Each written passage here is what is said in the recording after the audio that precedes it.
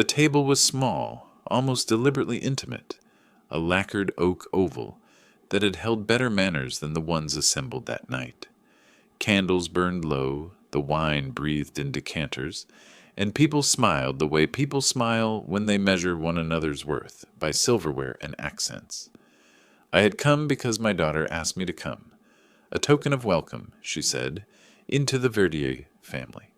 I wanted to be the kind of father who said yes.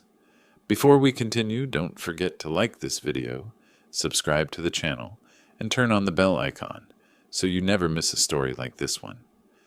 Colette spoke first, in French, the words sweet and small, like a song I once knew in another life. She asked after Maya's childhood, after the little things you ask at such gatherings, a school recital, a broken arm fixed with patience. Pierre answered with the careful charm of a man used to owning rooms. Ethan laughed at the right moment, a sound that was practiced and neat. All of it was ordinary until it wasn't. Then, between courses and the soft clinking of forks, a joke arrived. Light, contemptuous, wrapped in French.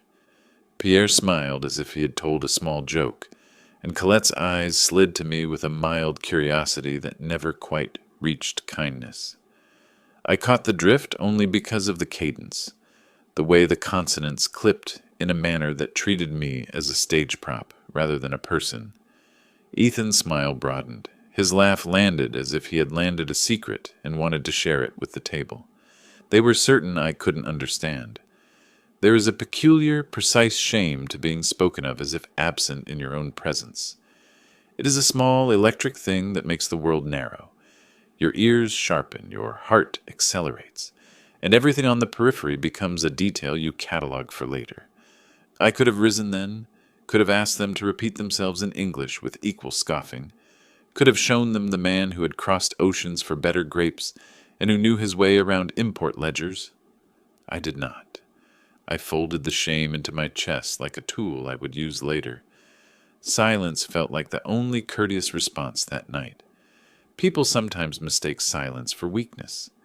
They do not see that silence can be a workbench, a place where you set a plan in order, so that when you move, the movement is precise and not merely noise.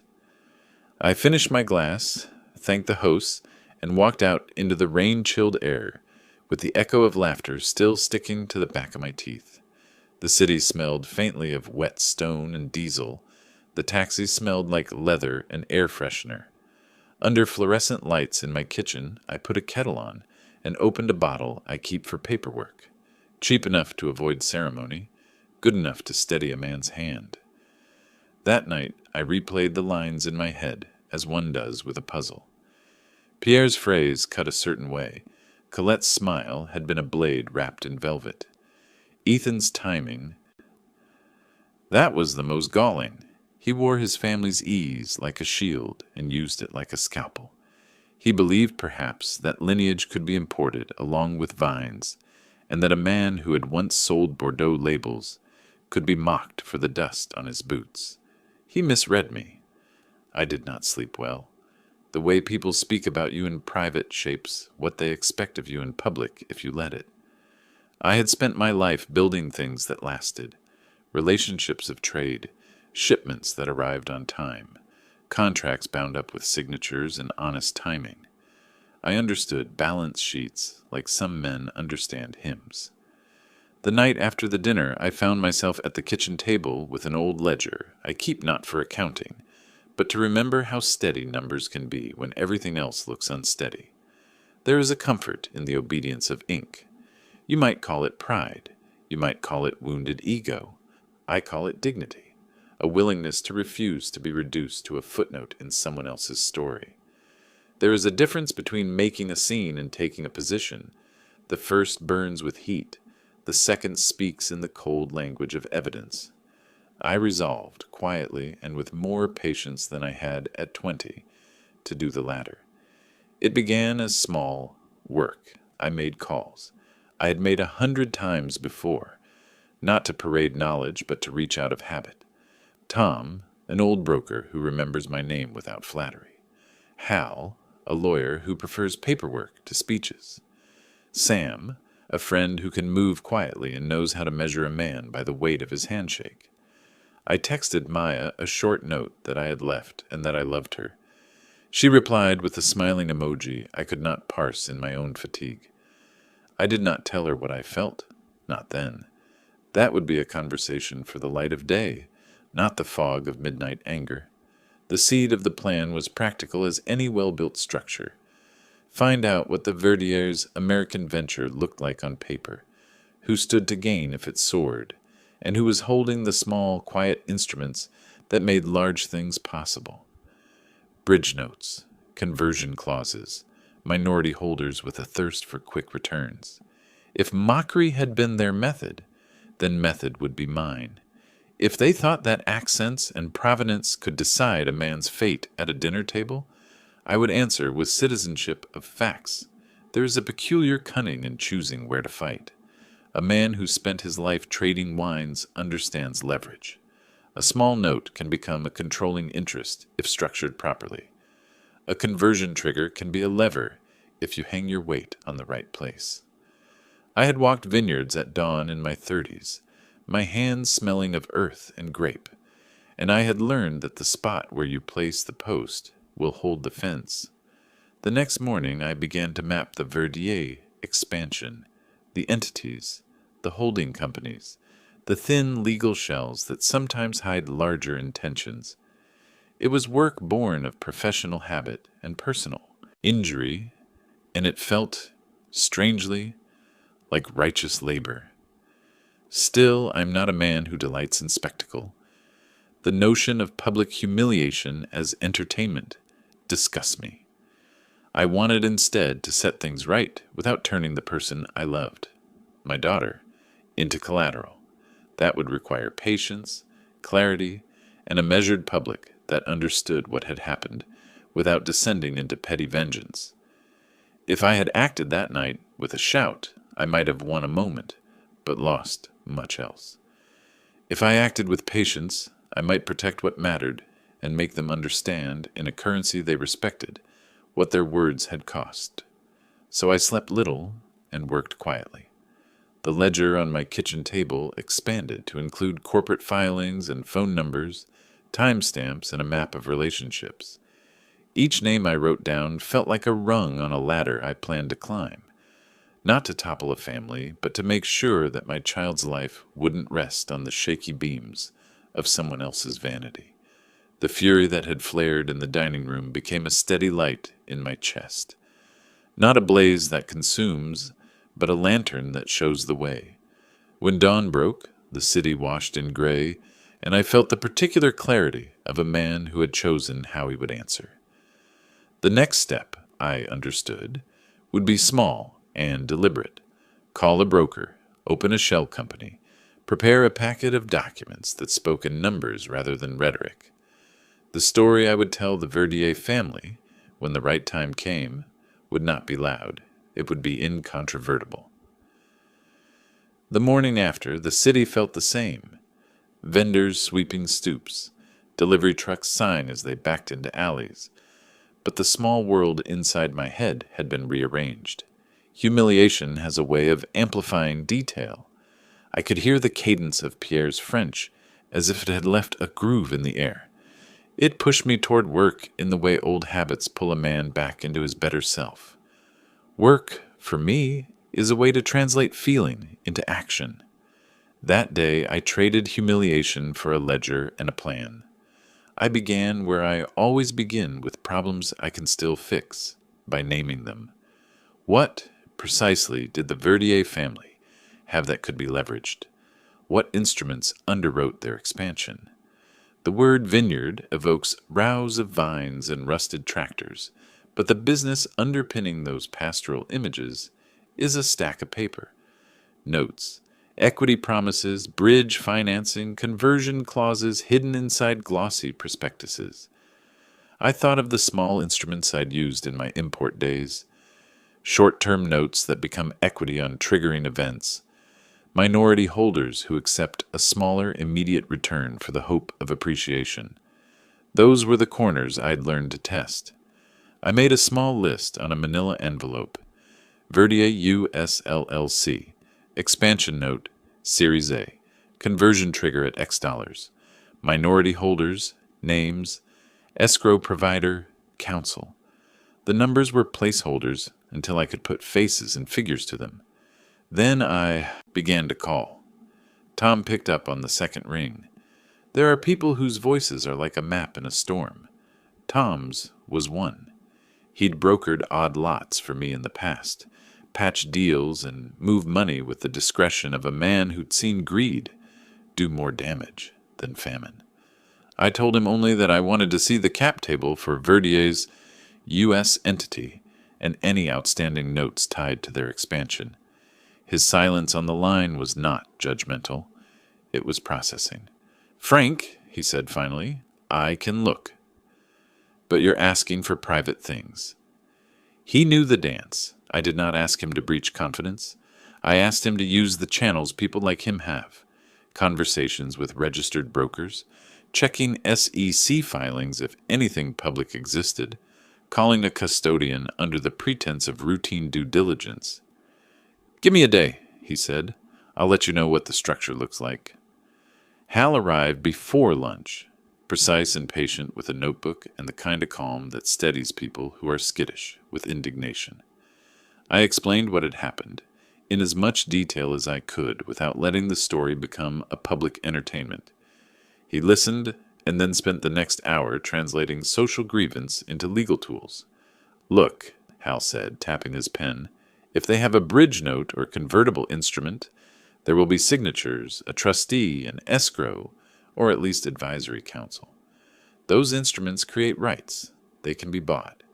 If you can buy the note before conversion triggers, you can hold leverage. The key is to structure acquisition so you can either force compliance or convert to equity at favorable terms. You don't want to be theatrical. You want to be effective. He painted the options the way a man who's built houses might sketch the difference between a flush foundation and one that needs underpinning. I liked that image. Underpinning was what I intended to do. Shore up truth, not wreck everything. Priya came across the bank side of things like a surgeon with gloves. Quiet, meticulous. She'd been the one late the night before who promised to check anything odd that showed up at my accounts. Now she tapped into contacts at the custody bank, used for small-cap vineyard financings, a mid-tier institution that managed documents and kept the ledger. There's often a custodian, she told me. They keep original notes. If the Verdio people used a local counsel to manage the note, we can request a copy if there's cause. It's not hard if you approach it as a creditor. Due diligence. That word, creditor, sat in my mouth like a tool I could wield. I didn't want to be a villain. I wanted first to understand what there was. Knowledge is a civil instrument. It lets you weigh options with your hands steady. Tom called by late afternoon with the first public pieces. A limited filing with the state about Verdier USLLC, a press piece about plans to buy a small crush facility outside of town, and a teaser PDF that had been floated to a handful of investors. Nothing binding, nothing that showed the note itself, but breadcrumbs. There were names attached, a small investment group that occasionally sells minority positions to quick-return investors.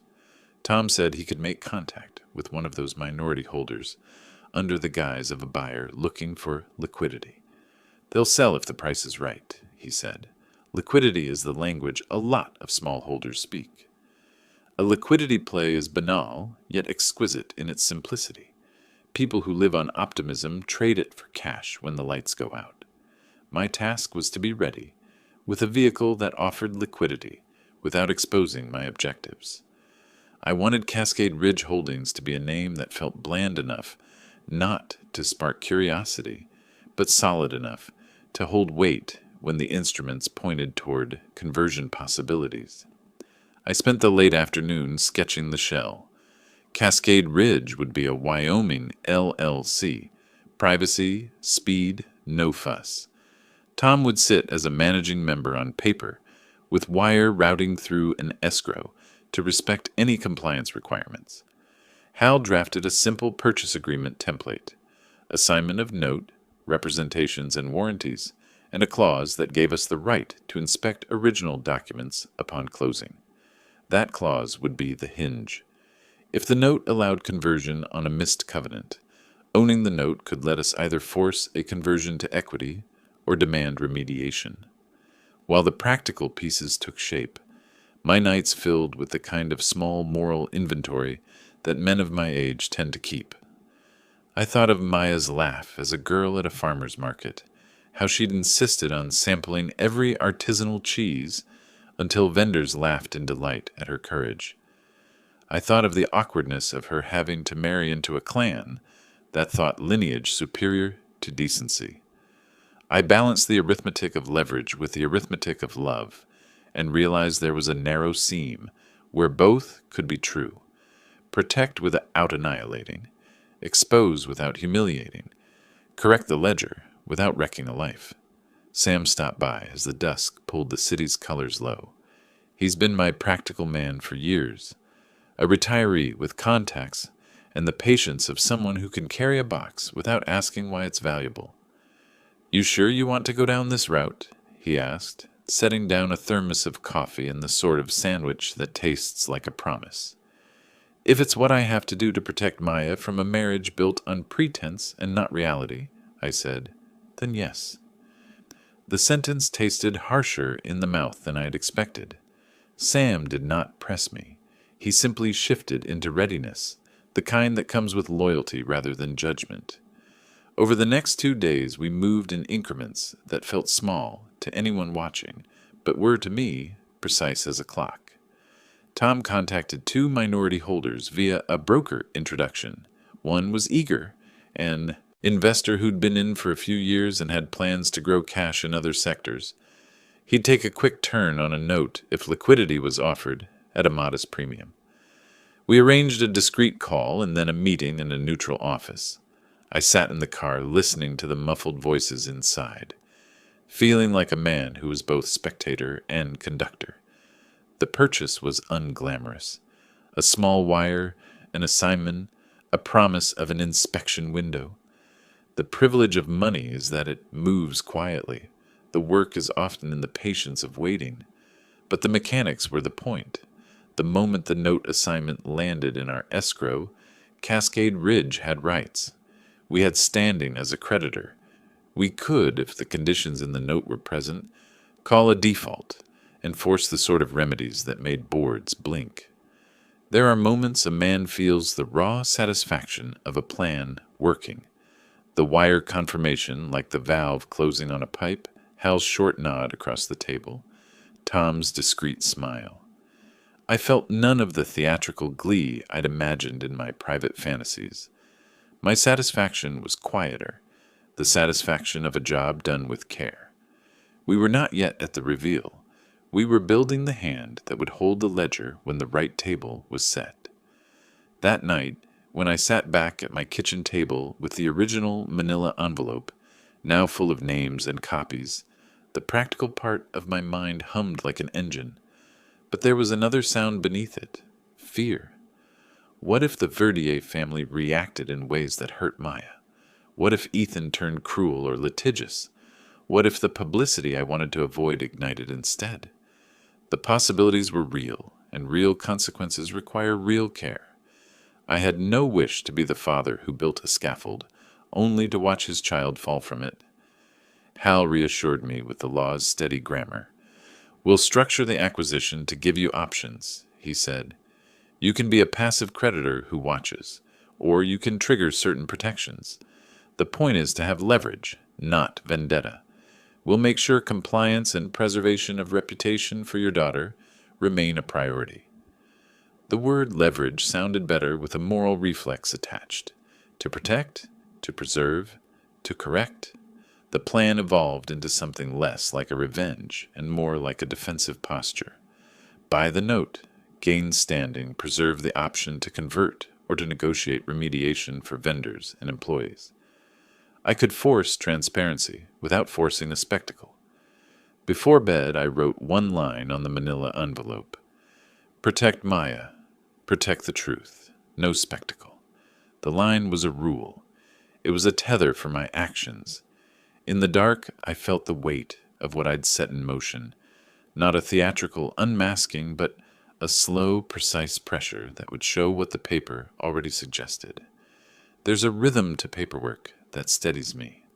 The slow slide of a paper corner, the faint click when a staple finally gives, the way a margin note can change the shape of an argument after the purchase. After the small wire and the quiet nods in Tom's office, I brought the first copies home and spread them across my kitchen table. The manila envelope that had begun as a list now felt like a map. Each document was a territory to understand. Indentures, assignment agreements, escrow confirmations, and, hidden in legalese, the clause that would decide everything. Hal had said a dozen times that law loves clarity, but it also loves words that make clarity optional. Contracts are written both to reveal and to conceal. I learned that lesson at 40 when I first started importing, and tonight I had to relearn it with a fuller heart. Priya had managed to pull certified copies of the original note from the custodian. Her email arrived with the kind of gravity you get when a tool of your trade finally opens. I handled the papers like they were old letters. The note itself was tidy on the first read. Principal, interest, maturity. Then tucked into the middle like a seed in fruit, there was the conversion clause. Upon failure to meet an operational covenant, or upon a missed capital call, the note holder could declare default and elect to convert the note into equity at a pre-specified formula. In plain language, ownership could shift if certain events occurred. The clause was the hinge I'd been waiting for. It's strange to feel the architecture of leverage reveal itself on a single page.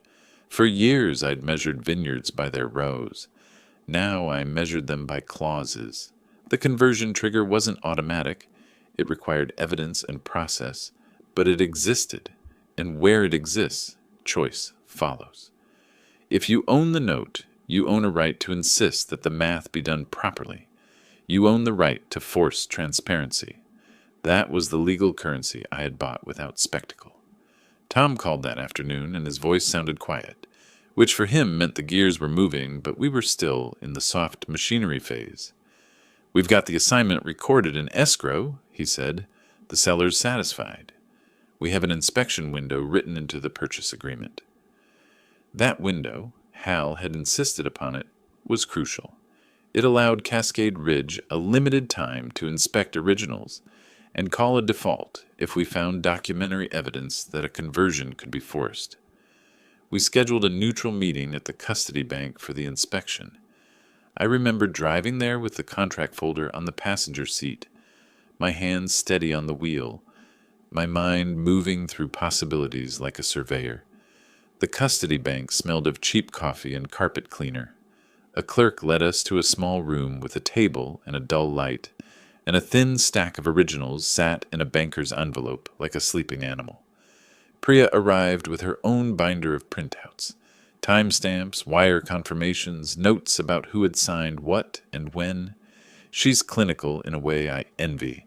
She looks at a transaction the way a mechanic looks at a squeak and asks which bolt's loose. "Here," she said, pointing to an endorsement stamp on the back of a particular certificate. "This matches the timeline we saw with the wire transfers tied to the purchase. There's a gap here between when the money landed and when counsel recorded the assignment. That window is the one we have to examine." Hal went through the originals with a patience like an old reader, tracing a paragraph with his finger. He flagged dates, compared addresses, checked for notarizations. At one point, he looked up and said what I'd feared. "The paperwork is messy in places. Some of the vendor invoices cited in the covenant are archivally thin. That could mean an inability to prove a covenant breach unless we can corroborate with third-party evidence." In plain terms, the conversion trigger might exist on paper, but be hard to activate without supporting testimony or independent verification. That's when Tom's quiet voice suggested a different tack. "We might not need to force conversion," he said. "We can use the standing, The mere possibility of a covenant breach, when shown to a board or council, can often be enough to get governance changes. Board seats, oversight of capex, or an agreement to escrow funds for vendors. These are practical fixes that don't require a court's hammer. It was a reminder that leverage is often about the threat as much as the strike. I liked that idea because it aligned with my rule: protect, don't destroy. If we could convert that theoretical right into immediate governance that ensured vendors were paid and operations transparent, Maya might be spared the full public spectacle I feared. We left the custody bank with photocopies and a chain of custody receipt. Hal advised caution in how we executed the next step: a private notice to Verdier US LLC requesting clarification on certain covenants and offering mediation before any declaration of default. "It's the smart play," he said. "It gives them an opportunity to cooperate and keeps you from being the father who saber rattles in public. It also creates a document trail that shows you tried to resolve, rather than ambush." I liked the paper route because it forced conversations into rooms where words could be backed up by numbers. In a world that values polish and provenance, facts still command a certain respect. The plan evolved into a series of small, deliberate pressures: request documentation, demand vendor confirmations, press for escrow arrangements if funds were held in ways that left vendors vulnerable. We would make the ledger speak, but we would not yell. That night, I sat alone with the copies spread before me. The conversion clause sat among them like a small, dangerous promise. I thought about Ethan's laugh across the dinner table, the ease with which he had assumed my ignorance. I thought about Maya and the quiet way she sometimes tucked a strand of hair behind her ear and tried to keep the peace. The work we were doing was not merely strategic, it was moral in the plainest sense, ensuring that the people who did the labor, the cellar hands, the truck drivers, the small contractors, were not victims of a fiscal architecture that prized appearance over obligation. There was a humbling thought I could not shake. Owning leverage is not the same as wielding it. The man who holds a right must decide how to exercise it. I had purchased a tool. It was now my responsibility to use it with a hand steady enough not to break what it was meant to support. The next move, Hal said by phone, would be a formal demand letter coupled with an offer to mediate, a paper-first approach that could bring change without spectacle. Tom would prepare the escrow language for vendor protection. Priya would line up affidavits from key vendors if we needed them. Before I went to bed, I wrote a new line on the manila envelope beneath the rule I'd written earlier: leverage for repair. No public humiliation. It was a pledge and a constraint. In the dark, the papers on the table seemed less like weapons and more like blueprints. Instructions for rebuilding integrity where it had been assumed unnecessary. We were ready, I decided, to knock on the Verdier family's door with a folder rather than a roar. The knock would be quiet, but it would be precise. The next chapter would demand a certain courage, not the theater of revenge, but the steadier, colder courage of insisting that facts be honored. When I closed the door on that night, I felt the particular tension of a man poised between the desire to be righteous and the need to be just. There is a kind of choreography to setting up a thing that looks boring on paper and dangerous in effect. You have to move in ways that look ordinary. Filings, signatures, a modest wire here, a standard clause there, because ordinary movements are what hide leverage until the moment you choose to show it. Over a week, we built Cascade Ridge the way a mason lays one brick at a time, patiently, with attention to level and line, so that when the wall stands, it will keep its load. Tom managed the practical side with the steady, unshowy competence of a man who has watched money change hands for decades and knows which palms need warming and which papers need cooling. "Wyoming," he said on our first call, the way some men say a prayer. "Privacy, speed, clean statutes. We'll make them look like a real boring holding company. Nobody uploads to Instagram about LLCS. He laughed, but there was a precision in his humor, the sort of economy I liked. Hal took care of the operating agreement language. Who holds the voting rights on paper? Which managerial actions require a supermajority? And, crucially, the inspection clause that would let us see originals. Setting the shell up itself felt small ritual. The articles filed, the EIN request, a bank account opened in the name of Cascade Ridge with a passphrase only Tom and I would know. We routed the acquisition wire through escrow, and Hal had the purchase agreement stipulate the inspection window explicitly, 10 business days from closing, with the right to demand originals, and consult with the custodian. That clause was our hinge, the point at which the note's theoretical leverage could be tested with documentary force. Priya, whose steadiness I'd come to rely on like the ballast in a small boat, lined up the banking confirmation so nothing looked extraordinary. She wrote an email to the escrow agent that read like all the other emails the agent received. Neutral, courteous, calendarized. Cascade Ridge will deliver funds to escrow in accordance with the assignment. Please confirm receipt by wire confirmation and provide chain of custody for originals upon request, was the sentence she sent. It was unremarkable until it was not. Sam did the legwork only a man of habit has the patience for. He met with title clerks, left voicemail for custodians, and, when asked to, drove to an out-of-the-way address to pick up a notarized paper we needed for a side matter. He seemed to enjoy the ordinariness of it. A cup of coffee, a manila envelope, a place to sit in the custody bank's lobby and wait. There is a simple virtue to that kind of labor.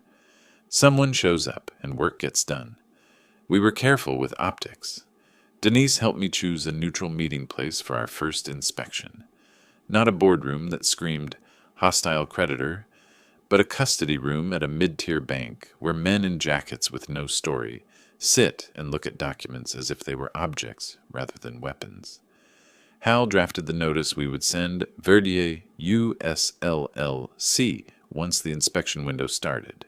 Formal, procedural, offering mediation as a path and reserving the right to declare default if we found documentary breaches. Language matters. A lot. Tone matters more. We chose firmness in form and civility in tone because winning in the currency they prized required a civilized voice. There's a strange sensory memory that clings to these days, the small click of a staple being pressed into place on a packet, the tepid coffee in an unremarkable cup, the smell of toner and old leather. At no point did I want this to feel like theater. I wanted the paperwork to be the story, the ink speaking where anger might have only shouted. My hands felt steady when I handled the documents, because steadiness is practical and public fury is not. Part of the tactical assembly was psychological. We rehearsed responses. Hal would say, "We seek remediation or governance," rather than, "We will take your house," because language shapes the room. Tom rehearsed the numbers for how a conversion might play out. Priya ran scenarios where operators could patch shortfalls before a covenant trigger.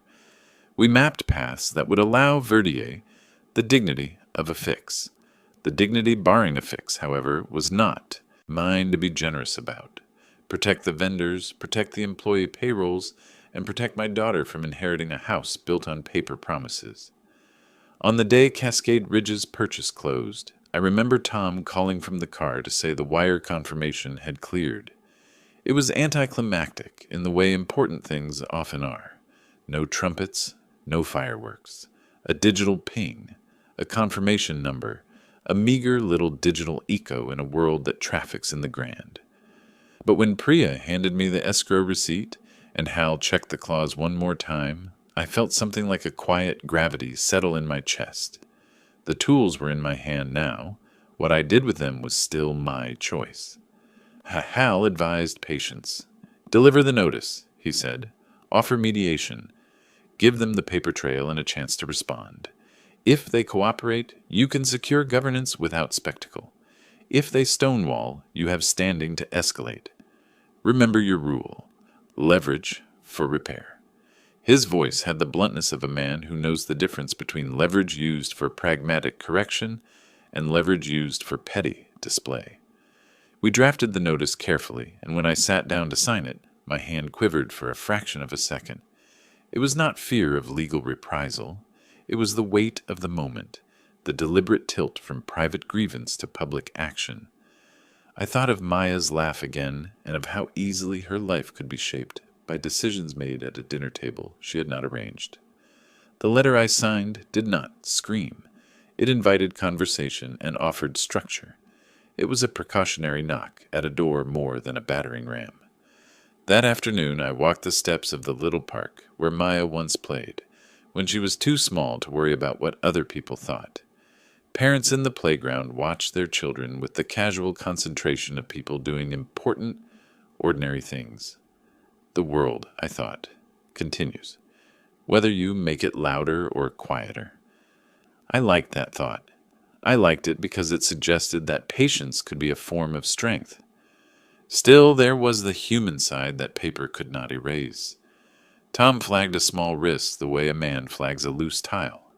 Some minority holders, once they know who the buyer is, could try to spook a market by selling in a panic or rallying a small chorus of litigation. There is always a risk when money changes hands. There is always someone who smells an opportunity. We prepared responses, calm statements for counsel, an internal memo for vendors to explain our actions without naming names, and a line for Maya. If she asked, we would explain plainly, in the language of numbers and care, what we had done and why. That night, before the notice went out, I made a choice. I called Maya and arranged to take her for coffee the following morning. I did not tell her about Cascade Ridge. I did not need to.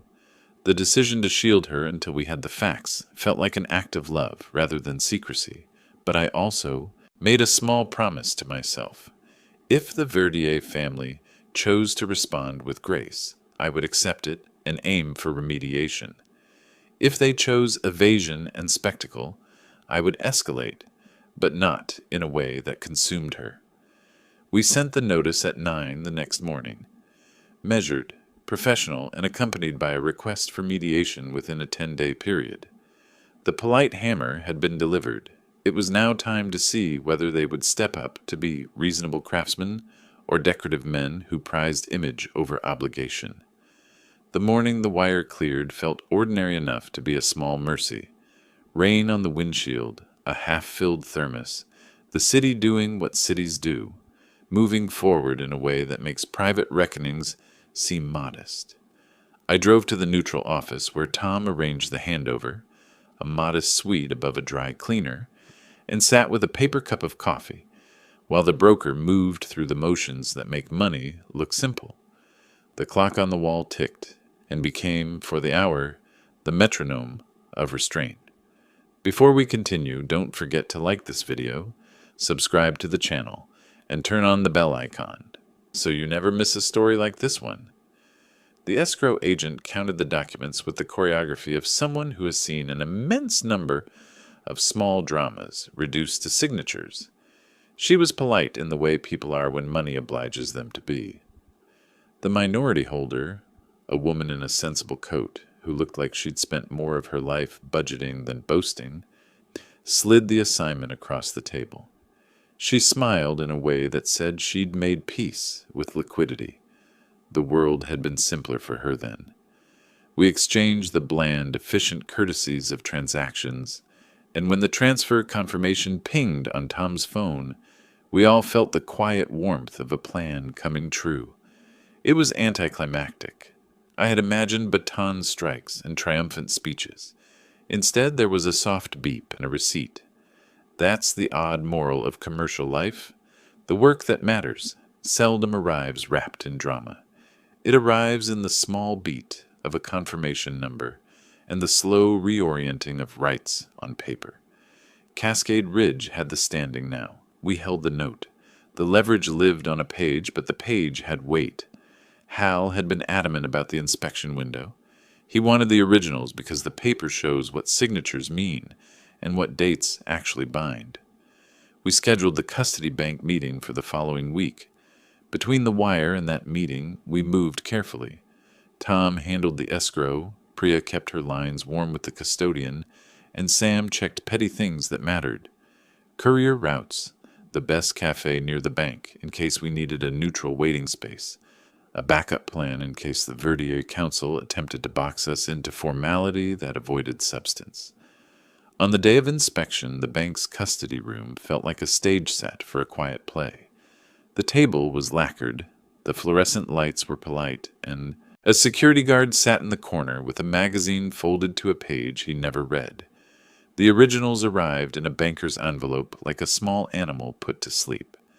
Hal and I sat opposite one another, Priya beside me with a folder of comparative prints, and Tom made himself useful by keeping a steady supply of paper clips and the right number of pens. The ritual of procedure has an intimacy to it. It strips away the noise and leaves what remains: signatures, dates, notarizations. Reading the note in a custody room is an odd domesticity. I remember looking at the indentures and thinking how many hands the paper had passed through. Counsel, clerks, trustees who never met the people whose names were on the line. Hal read aloud some clauses with the slow cadence of someone deciphering a ledger of human intention. When he reached the operability covenants, I felt the room tilt slightly under my feet. They were there. The clauses that referenced vendor schedules, capital calls, and a covenant requiring certification of receipts for expenditures above a threshold. But the paper also contained a tangle, language that could be interpreted more than one way, invoices referenced by name without independent confirmation, and in at least two places, post-dated notations that raised questions.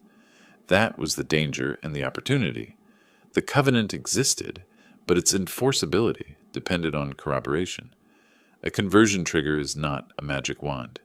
It requires proof, invoices, signatures, vendor attestations. Hal, for all his legal calm, let slip a small, restrained sigh. "We have leverage," he said, "but we may need more than the note itself if they choose to litigate the interpretation of invoices." Priya was not fazed by the ambiguity. She simply marked the spots and made notes about who else might corroborate. "We can reach out to the vendors," she said. "We can get affidavits about deliveries and unpaid invoices. If a winery says they paid their bottling vendor, and that vendor says otherwise, that's corroboration." She had the quiet confidence of someone who understands that paper is only part of the truth. Witnesses and ordinary receipts are the rest. So we set the practical next steps. Reach out to vendors discreetly, request vendor statements, and prepare a demand that was firm without being theatrical. Tom, with his broker's patience, began to cultivate contact with a few third-party suppliers, the people who had done the physical work on Verdier's U.S. projects, the hauling firm, the crush facility manager, a small equipment lessor. One by one, men and women who keep this industry breathing agreed to speak, quietly, to confirm dates and payments. They did so with the sort of blunt honesty industry people bring to their ledgers, lists and stamps more definitive than memories shaped by social niceties. What surprised me as we moved through the discovery was how much the Verdier image relied on convenience. The Verdier brand sells provenance, and the language around it tends to be gilded. But in this small, practical ledger of who actually loaded trailers and paid for forklifts, there was sometimes slippage, invoices that looked like ceremonial gestures rather than payments, credits moved without obvious clearing, and a few curious entries that suggested someone had used appearance to paper over timing gaps. We assembled the vendor affidavits into a packet Hal called supporting evidence.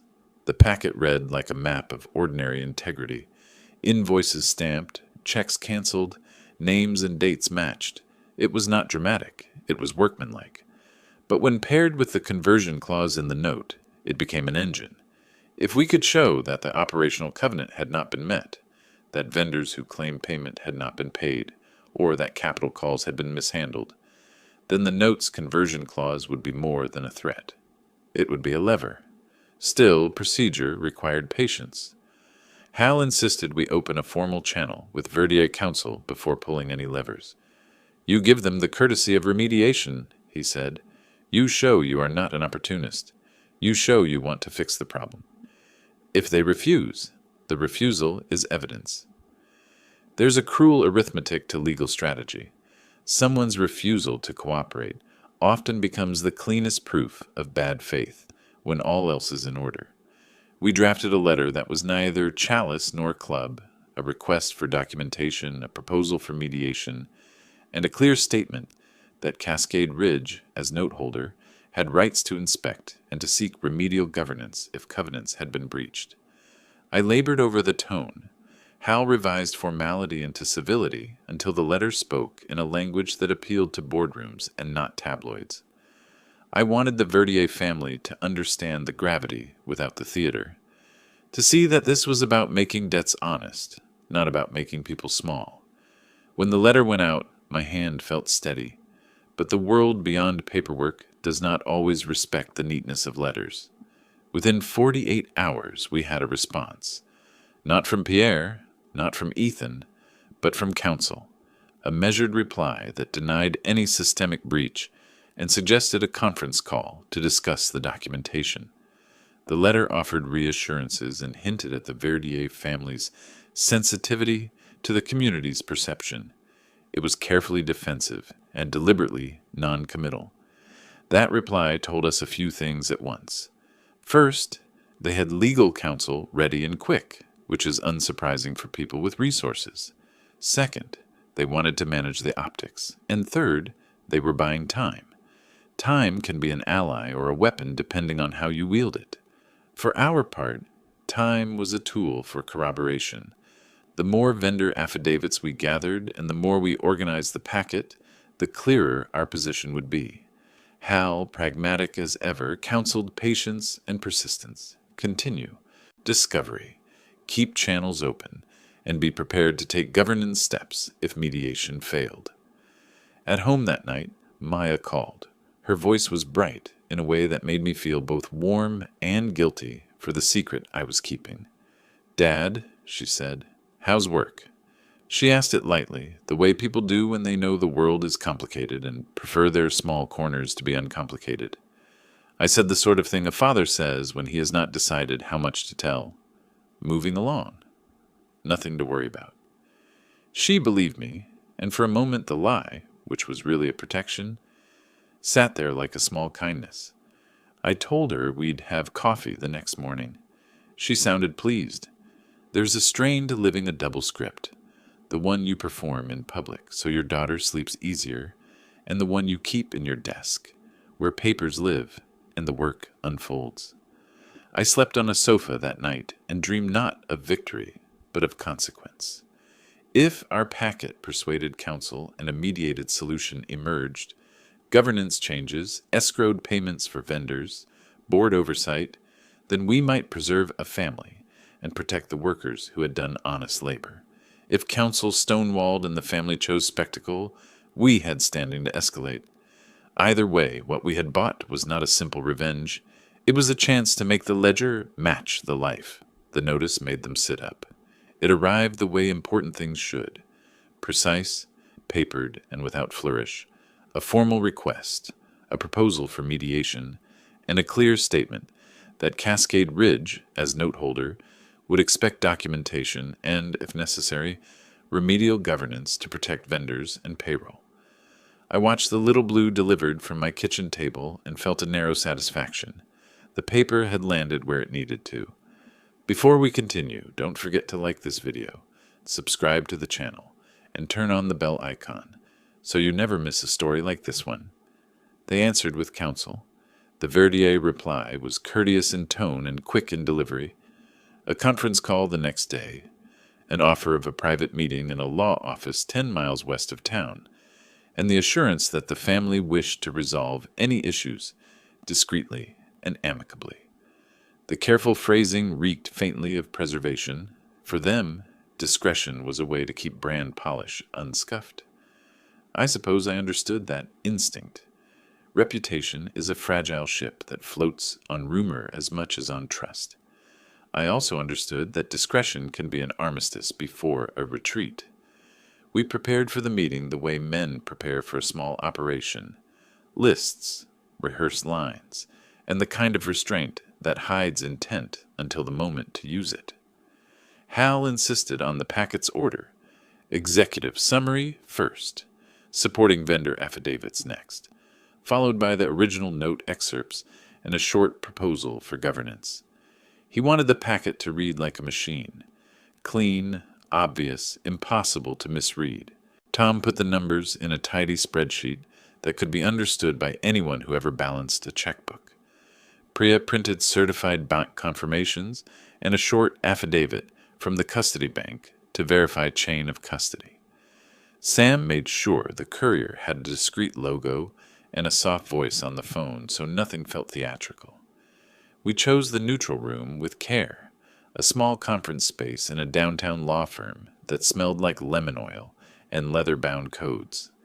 It was the sort of room where people sit to have difficult conversations because the furniture itself appears to be impartial.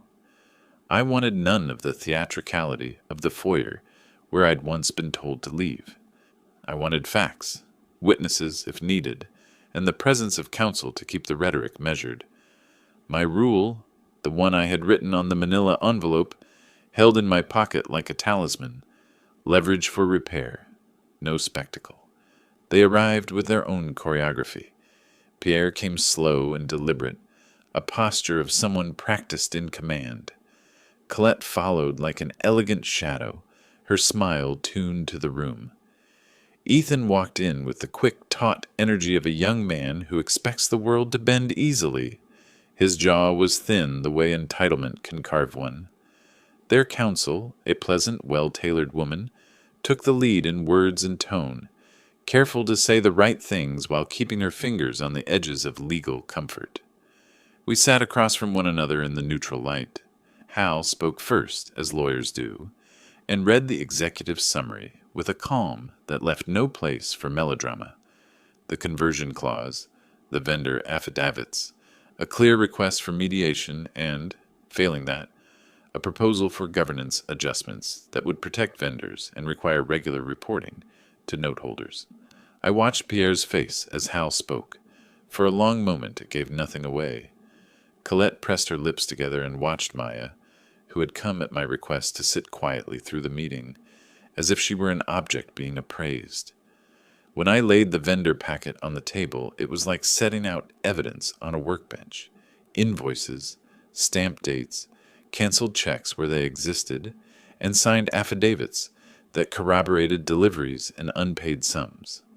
The documents made a small sound, as paper does, a rustle that seemed louder in that careful room. Ethan's hand tightened on his chair. I thought of the men who had done the work, the driver who had waited unpaid for 2 weeks, the crush manager who'd written a terse line in an email about missing funds. And I felt that old practical indignation rise in me again.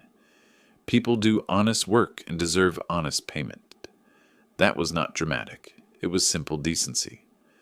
Pierre spoke, then, and his voice was the kind of well-rolled French accented English that makes statements sound like declarations. He offered an opening that had the form of contrition without the substance. There had been miscommunications. The family regretted if contractors had been inconvenienced, and they wanted to arrange for immediate reconciliations. He proposed a gesture, a payment plan staggered over several months, handled privately and with discreet press statements that emphasized Verdier generosity. Hal's face did not change. A payment plan, he said quietly, does not address governance risk. It does not prevent further covenants from being missed, nor does it give vendors the security of escrow or the independence of oversight. Cascade Ridge is prepared to discuss remediation, but we will not accept gestures in lieu of structural remedies that protect workers and the operation. Colette adjusted her scarf with a small, precise motion. We want to preserve relationships, she said. We do not need an adversarial posture within the family. Her tone suggested that family and brand are the same currency. One tarnishes the other. The counsel nodded and produced a lawyerly smile that landed like a shield. Ethan, younger and less patient than his parents, bristled. "You bought a note," he said. "You have rights, sure, but you could have come to us privately. You could have trusted us to fix this. Instead, you made a move that looks like a takeover." The accusation landed with the rustle of paper. I felt the old impulse to answer him in kind, to remind him what it costs to run ships across oceans, to talk of shipments and customs and nights in Bordeaux. Instead, I kept my voice steady. "I came with documents," I said. "We came with the intent to mediate and to preserve the business. I'm not here to take the house. I'm here because people who did the work were not paid, and because the instruments that make a business run were, on paper, not being honored." That seemed to rattle the table. The counsel began to push, in the calm manner of her trade. Could we agree to a forensic review by a neutral third party? Could we assemble a committee to audit the vendor claims? Could Cascade Ridge be satisfied with procedural transparency rather than immediate control? That question was the hinge. Hal looked at me, and when I nodded, he answered, "Cascade Ridge will accept a neutral forensic audit, provided that escrow arrangements are made to secure funds for vendors during the review. We will consider governance adjustments upon findings that demonstrate breaches. We are not interested in spectacle. We are interested in security for workers and the integrity of the operation." There was a pause, like someone holding a breath to prevent wind. Pierre's pride fought with the practicalities of invoices and railings.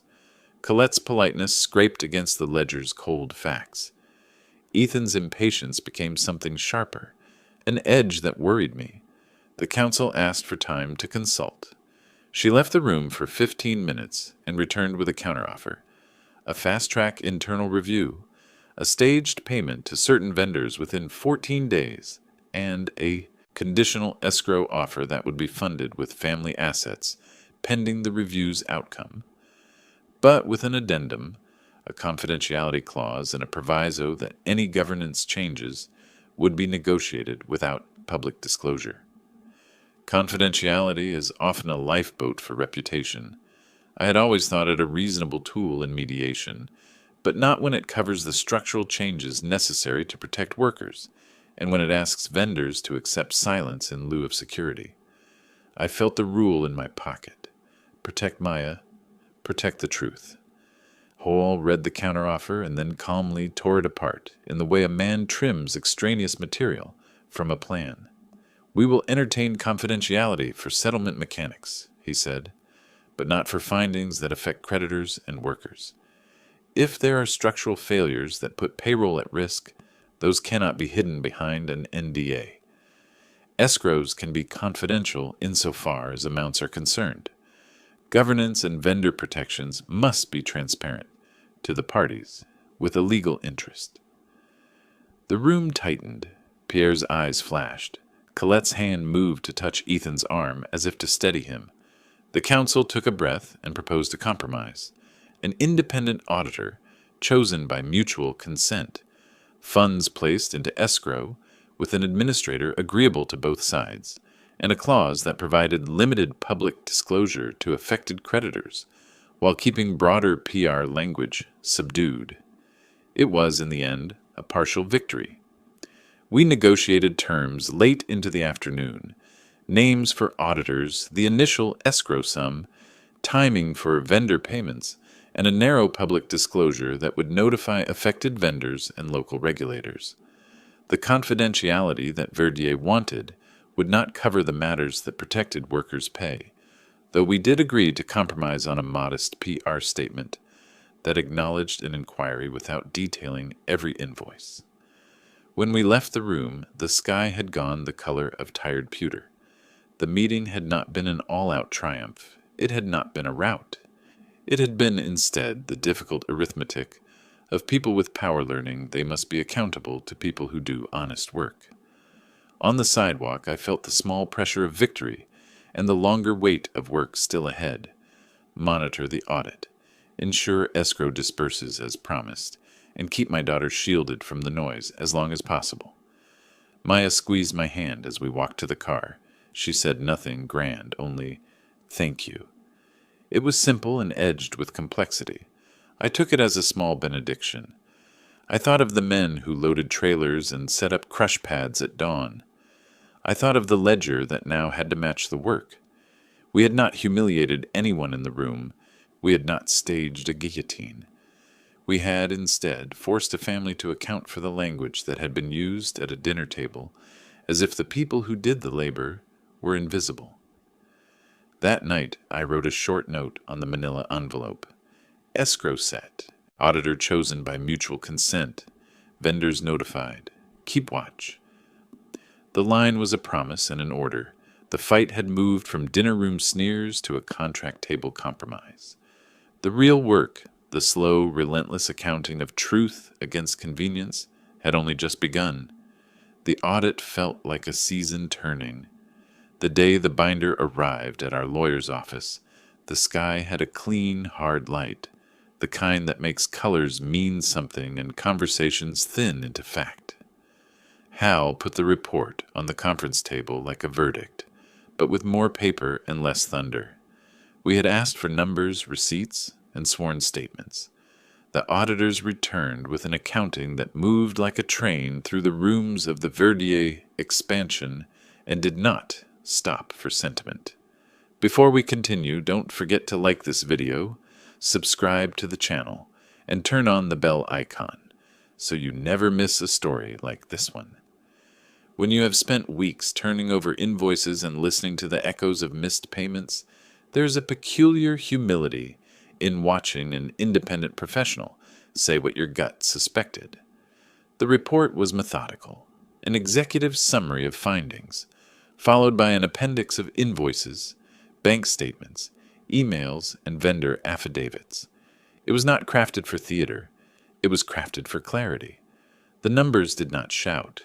They simply aligned in a way that made lying difficult. Hal sat back and let me read first. I think he wanted me to feel the facts before strategizing. I turned the pages like someone moving through a memory with a careful hand. There were 3 clear findings. First, a pattern of timing gaps between recorded payments and vendor confirmations that, in multiple cases, showed invoices marked paid in the Verdier books, but with corresponding vendor accounts showing no cleared funds within the same reporting period. Second, evidence of a capital call schedule that had been pushed forward in practice and then documented retroactively in explanations that relied on vendor credits rather than actual disbursements. Third, transfers routed through a short-lived LLC that had little operational activity. A vehicle that, once traced further, had been used to float a mortgage on a small property acquisition the auditors noted in a deed recorded shortly after one of the questioned transfers. Reading those 3 findings, the room narrowed. Paper, which had been my tool, became the instrument that routinely erased the social gloss. The auditor's language was plain. Failure of payment corroboration, retrospective documentation, and inconsistent chain of custody for select vendor invoices. They attached vendor affidavits, names, dates, stamped receipts, and in a few cases terse emails stating, "Payment has not been received as of this date." Each affidavit was a human voice saying the ledger did not match the life. Hal closed the binder and looked at me, then at his own counsel notes. "This is thorough," he said. "It supports the contractual right you purchased. It gives us grounds to seek remedial governance and possible restitution, depending on their response." There was caution in his voice. It was the voice of a man who knows that law is a ladder, not a sledgehammer. We took the report to the meeting room where the Verdier family had agreed to reconvene. The air felt colder there, as if civility had become a thin layer that would not hold much weight when truth came through. Pierre arrived with a face practiced in stoic surprise. Colette's scarf seemed more deliberate, as if the elegance of it could translate into control. Ethan walked in like a young man who had spent weeks bracing for a punch and now wanted to be the fist. Maya came with me and sat quietly. I had told her much of what would be said, enough to prepare her, but not enough to burden her with every grit of accounting. Hal began with an executive summary. He explained process, scope, and who had been interviewed. The auditors were present in the room. One of them read aloud the 3 findings and moved through sample exhibits. I watched the faces across from me like someone reading a weather map. Pierre's jaw tightened. Colette blinked as if a particular stitch in her composure had raveled, and Ethan's face went the pale blue of someone who had forgotten how the world could speak in numbers. Then the room turned to the vendors. We had arranged for 2 key suppliers to be present. Manuel, the crush manager who smelled faintly of yeast and diesel, and Rosa, the caterer who'd fed our crews and whose business had almost faltered because cash had been expected and not received. They sat at the table like witnesses in a small courtroom. Manuel presented his affidavit in person with the flatness of someone who keeps receipts like prayers, dates of service, invoices, and a ledger entry showing no cleared payment. Rosa spoke through Hal's counsel, her voice steady but edged. We held staff on faith. We tried to call. We were not paid when we were told we would be paid. Those statements were simple. Their plainness made them sharp. The auditor's appendix included annotated bank records showing wires that left Verdier accounts and sat in intermediary accounts for a period before being reallocated. In plain terms, money moved in ways that did not immediately line up with the commitments on the books. The auditors did not accuse. They laid out movements and left the human sense to do the rest. Paper, when paired to human statement, becomes more than ink. It becomes a map of consequences. Pierre's first instinct was defense. He produced a taut set of explanations, timing issues, clerical errors, and assurances that the family would make good. His words had the polish of a man who'd practiced contrition. But Hal, as ever, replied in the language of the auditors. An assurance is insufficient if vendor payroll is at risk. We've offered escrow to secure interim vendor payments during an audit. That remains our condition for accepting mediation without immediate escalation. Colette's face moved through a palette of denial, hurt, and the slow dawning of accountability. In a voice that trembled with cultivated control, she said, "We never intended to harm anyone. If there are errors, we will fix them." The problem with that sentence was not its sentiment, but its lack of immediate corrective action. Fixing, in Hal's vocabulary, has steps. Funds in escrow, audited reconciliations, and, where necessary, governance adjustments that prevent repetition.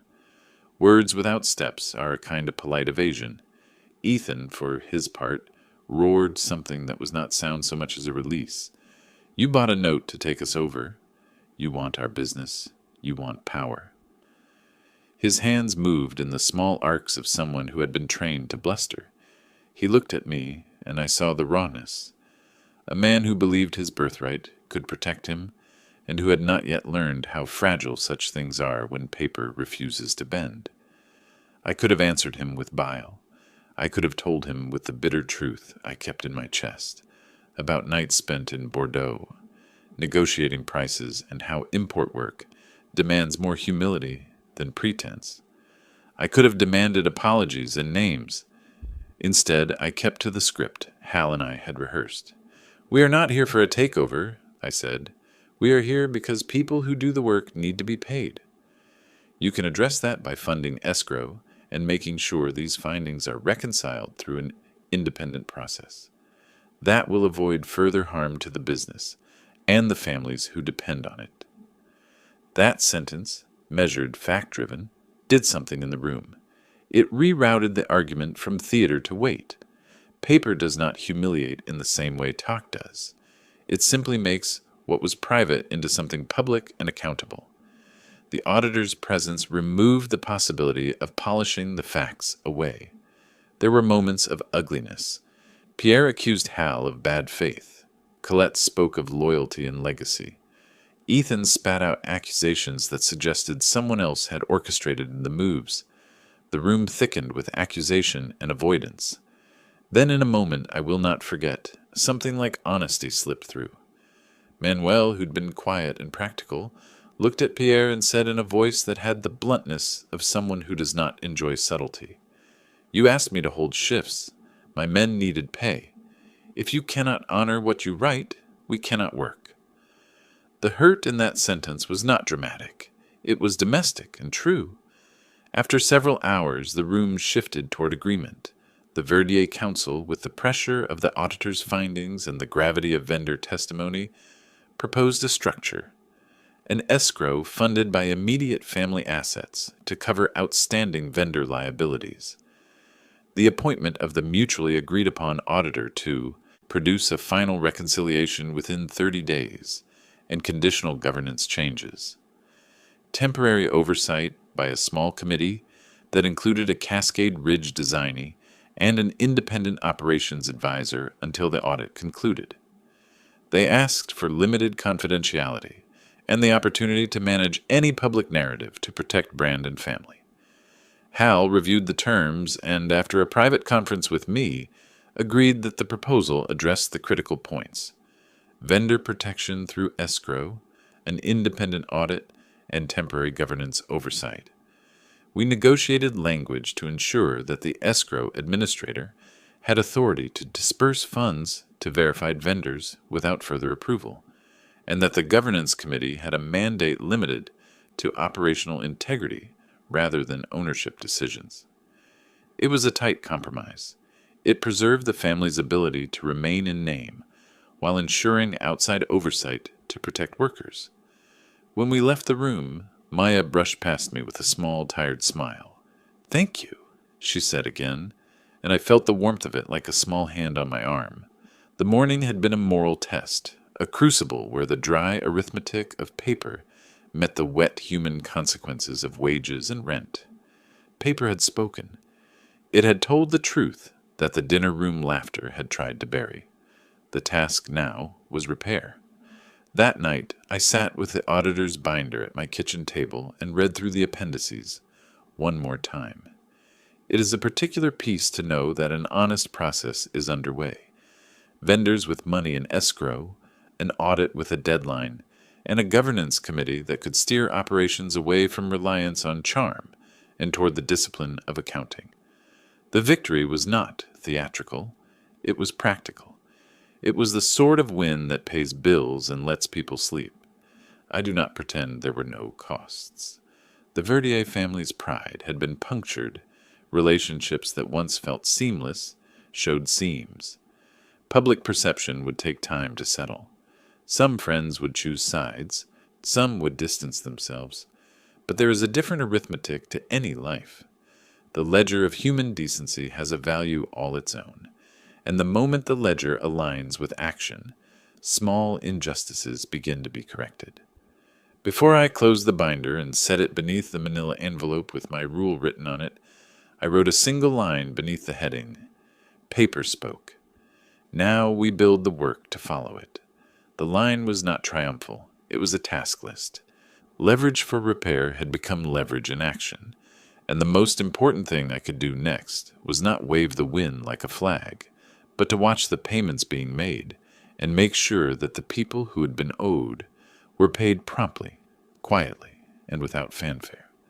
The audit had spoken, the escrow had been funded, the vendors had small, immediate relief. For all that, the world did not simply tidy itself overnight. The morning after the agreements were signed felt like the first day after. A storm, the sky the same, the streets the same. But the trees had lost a few branches, and the neighbors moved more carefully past your gate. Consequences, I learned, rarely land cleanly. Before we continue, don't forget to like this video, subscribe to the channel, and turn on the bell icon, so you never miss a story like this one. Word travels on tiny feet. The vendors who'd been owed called to say they could breathe. Manuel left me a voice message that was more practical than grateful. Payroll covered for next 2 weeks. We'll keep our cruise. Rosa texted a photo of her kitchen, staff back to full, and 3 small heart emojis, I'm ashamed to admit, made my throat sting. Those were the soft, necessary victories. Men and women able to keep roofs over their heads, because a paper had been read the way the world sometimes needs it read. But the social ledger, that delicate accounting of who owes what in the neighborhood of reputation, shifted in ways I had not fully accounted for. At the site office, a longtime supplier postponed a municipal bid we'd been angling for. "City likes stable hands," he told Sam when Sam called. Sam relayed it to me with a bluntness that tastes like truth. "They don't like stories that make spreadsheets public, Frank. Contracts in our trade always have a little gossip embedded in them. Now that gossip carried the additional weight of fear. People worry about association. They fear collateral consequences even when the cause is just." Then the local paper, small-town reach but a long memory, ran a piece that turned our measured mediation into a human interest column. Evelyn Park had done what reporters do well. She found the angles that readers could hold in their hands. Her article wasn't malicious. It simply reframed the story into the familiar halves, people like heroic father versus overbearing meddler. Comments beneath the piece polarized quickly. Some folks praised me for saving payrolls and praying that someone would do what I did. Others, quieter and more cutting, suggested I'd staged a takeover and ruined a marriage before it began. There was no middle ground in public appetite.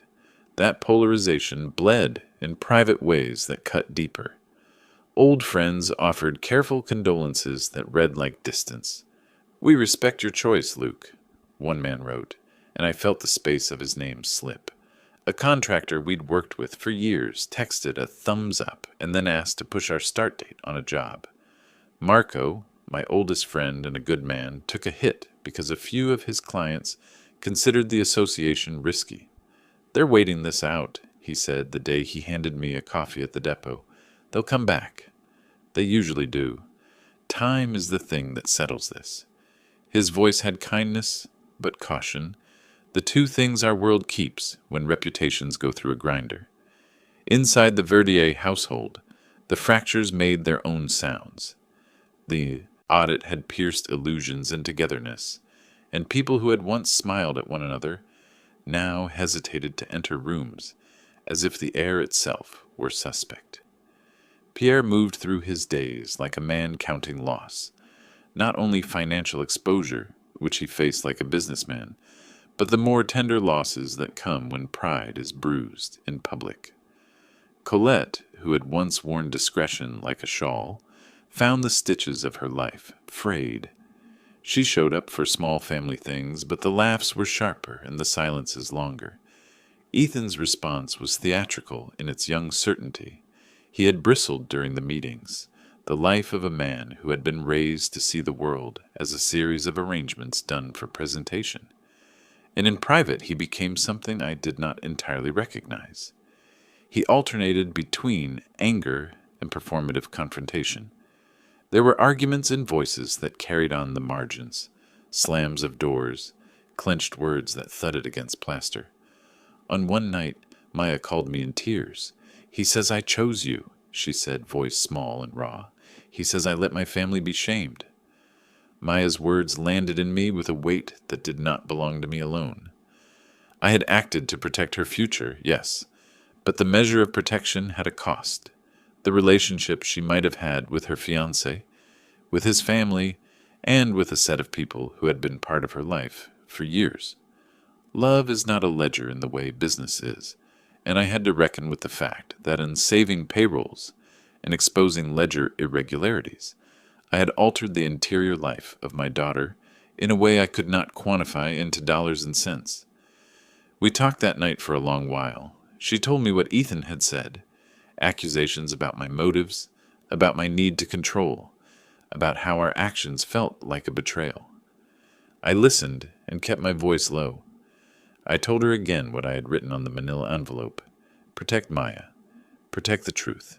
No spectacle. "I know you're hurt," I said, "and if that hurt is because of me, I will sit with it. I only acted because people were being harmed."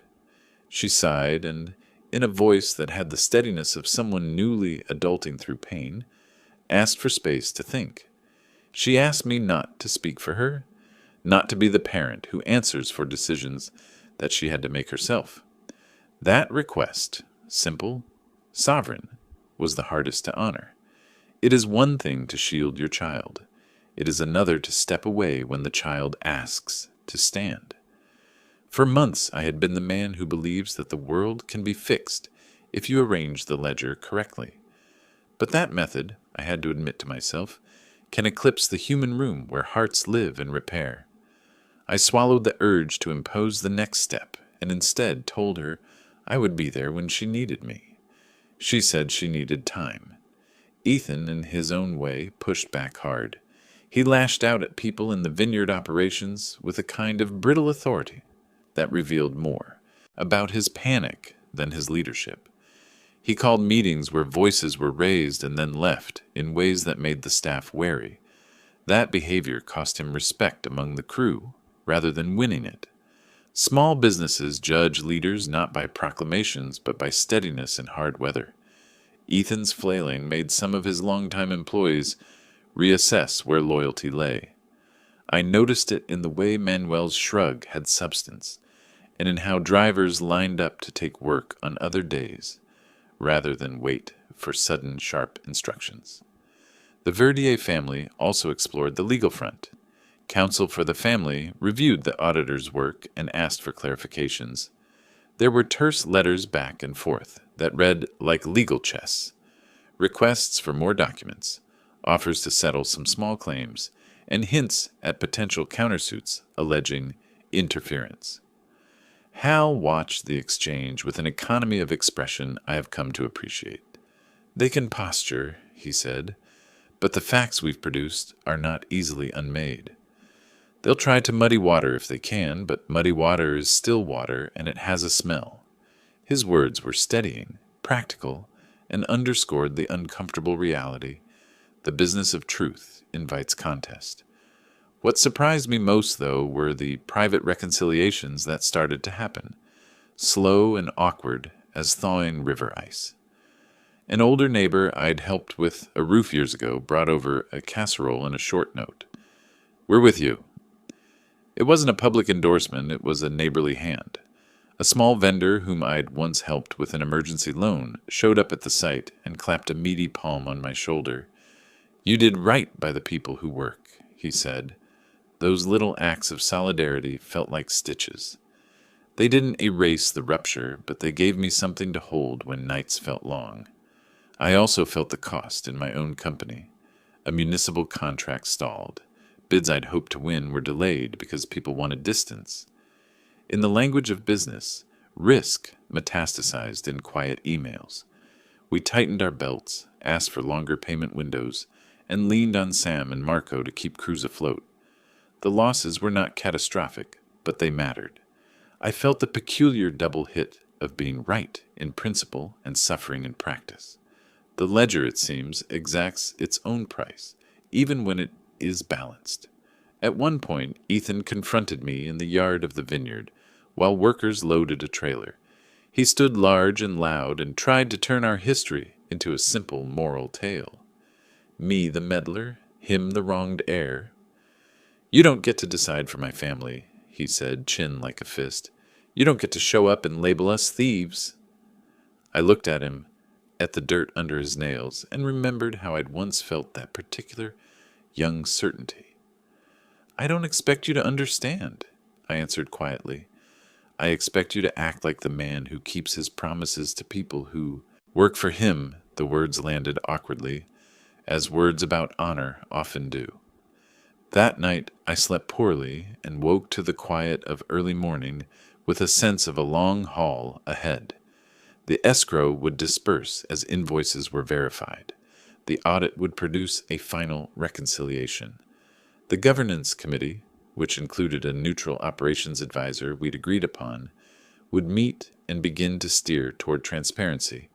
But relationships, those would take time. Trust cannot be compelled by court filings. It is collected slowly in dinners and shared repairs and the quiet habit of showing up without precondition.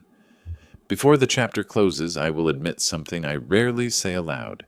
I feared I'd broken my daughter's life for good. The fear was not instant nor theatrical. It sat like a dull ache under the ribs. It forced me to revisit what had driven me to buy that note in the first place. Was it indignation? Yes. Was it love? Yes, in a ways clumsy and imperfect. Was it the need to be right in a world that rewards polish? Perhaps. The truth, the one I gave myself in the small hours, was that people are messy and that what we do to protect them must be measured against what we might cost them in return. The aftershocks would continue. Phone calls, counsel letters, slowed contracts, and the private work of mending. I would show up to meetings and to a coffee with Maya, and I would, in small ways, try to repair what had been strained. The ledger had been corrected in many places. The moral ledger, the slow account of feelings, choices, and apologies, was the larger work now. It would not balance on paper. It would balance in time, in breakfast shared, in simple dinners where no speeches were made, and in the patient labor of proving, day by day, that leverage used for repair can be a tool of restoration rather than destruction. The next stage always feels like paperwork pretending to be courage. You prepare for the clean moment, the signature, the nod, and find instead a room full of people arguing over commas. That's where the real work lives, in clauses, trustees, and the small print that decides whether a promise actually means anything. Before we continue, don't forget to like this video, subscribe to the channel, and turn on the bell icon so you never miss a story like this one. Hal liked to say the law is a language whose grammar punishes haste. After the audit and the escrow agreement, we entered a stretch where grammar mattered more than rhetoric. The Verdier Council, a lean team with polished shoes and practiced patience, circulated draft settlement agreements, while Hal countered with amendments designed to make words enforceable. The vendors needed money faster than arguments could be resolved. That was the practical problem that shaped every legal move. We began with immediate fixes. Hal drafted an escrow disbursement protocol that placed the administrator's discretion at the center. When a vendor affidavit-matched invoice, escrow funds could be released without further family approval. That nearly sounds obvious, but when you sit on both sides of a table, you see how many ways a release can be delayed. We insisted on a clause that prevented family counsel from vetoing a disbursement for reputational reasons. If payroll was at risk, the contract had to read, "Pay the people first, deal with reputations later." Tom negotiated the mechanics with the escrow administrator. There were technical rows about the MT202 messaging, SWIFT confirmations, and a list of vendor accounts cleared for direct transfer. Priya coordinated bank affidavits and backup documentation so the payments would not stall on simple clerical objections. She built a packet for the escrow admin: invoices, vendor affidavits, vendor bank account verification, delivery confirmations, and a simple checklist the administrator could run through before releasing funds. The aim was to make the decision mechanical rather than political. All of this required legal scaffolding. Hal drafted indemnities for the escrow administrator, a limited release for funds paid in good faith, and a tightly worded definition of verified vendor liability. Those definitions matter because, in practice, a vague phrase becomes a loophole. We negotiated a short window for the administrator to act, 48 hours from receipt of a complete verification packet, and a penalty clause if the family obstructed funds without cause. The Verdier Council pushed back on the penalty language, arguing it was punitive. Hal argued it was preventative. The compromise was a modest administrative fee borne by any party that unjustifiably delayed disbursement beyond the agreed period. Not poetic, but practical. While we fixed the coffers, Hal and I also wrestled with the governance terms. Cascade Ridge had insisted on operational oversight rather than ownership change, and the family had agreed, grudgingly, to a temporary committee. The initial draft read like a governance manual, an operations advisor with authority to approve critical expenditures above a threshold, weekly financial reporting to note holders, a limited veto on capital calls, and a requirement that any compensation to related parties be certified by the advisor as arm's-length transactions. It was not dramatic. It was a set of checks meant to keep the machine from being run on image alone. Ethan reacted to the idea of oversight like a young captain told his ship had to accept an inspector. I could see the fear in his voice translate into loudness. The easiest armor to don when your control is threatened. But the operations advisor was not a sword. She was a competent woman named Claire who had run bottling operations for a cooperative and had a reputation for blunt fairness. She arrived with a laptop and a list, and her first action was to insist on weekly reconciliations rather than PR statements. That focus calmed vendors more than any speech ever could. There was legal theater, too. Verdier counsel floated a possible counterclaim in hushed tones, an allegation of tortious interference, suggesting Cascade Ridge had improperly meddled in the family's private business. Hal prepared a tidy response. We were a lawful note holder exercising purchased rights and pursuing remedies, available under contract. When vendors are unpaid and payroll suffers, creditors and note holders have a duty to seek remedial action. It is not interference to insist that promises be honored. The letter Hal drafted read like a quiet mirror. We were not a mob. We were a legally recognized creditor. That exchange mattered less in courtrooms than it did at the table where people make payroll. The real tests were logistical. We created a vendor portal where invoices could be submitted and tracked. Sam oversaw a small team to check vendor submissions against the audit's sample sets. Dates, amounts, bank confirmations. The portal reduced friction. Vendors got confirmation numbers, and the escrow admin got clean packets. Manuel called one morning and said simply, "The portal's good. Took 2 days. Payroll's safe." His voice had the steadiness of someone whose rent no longer loomed large. At the same time, we threaded a careful communications plan. Hal insisted on narrow legal notices rather than press releases. We agreed to notify affected vendors directly, and regulators were appropriate.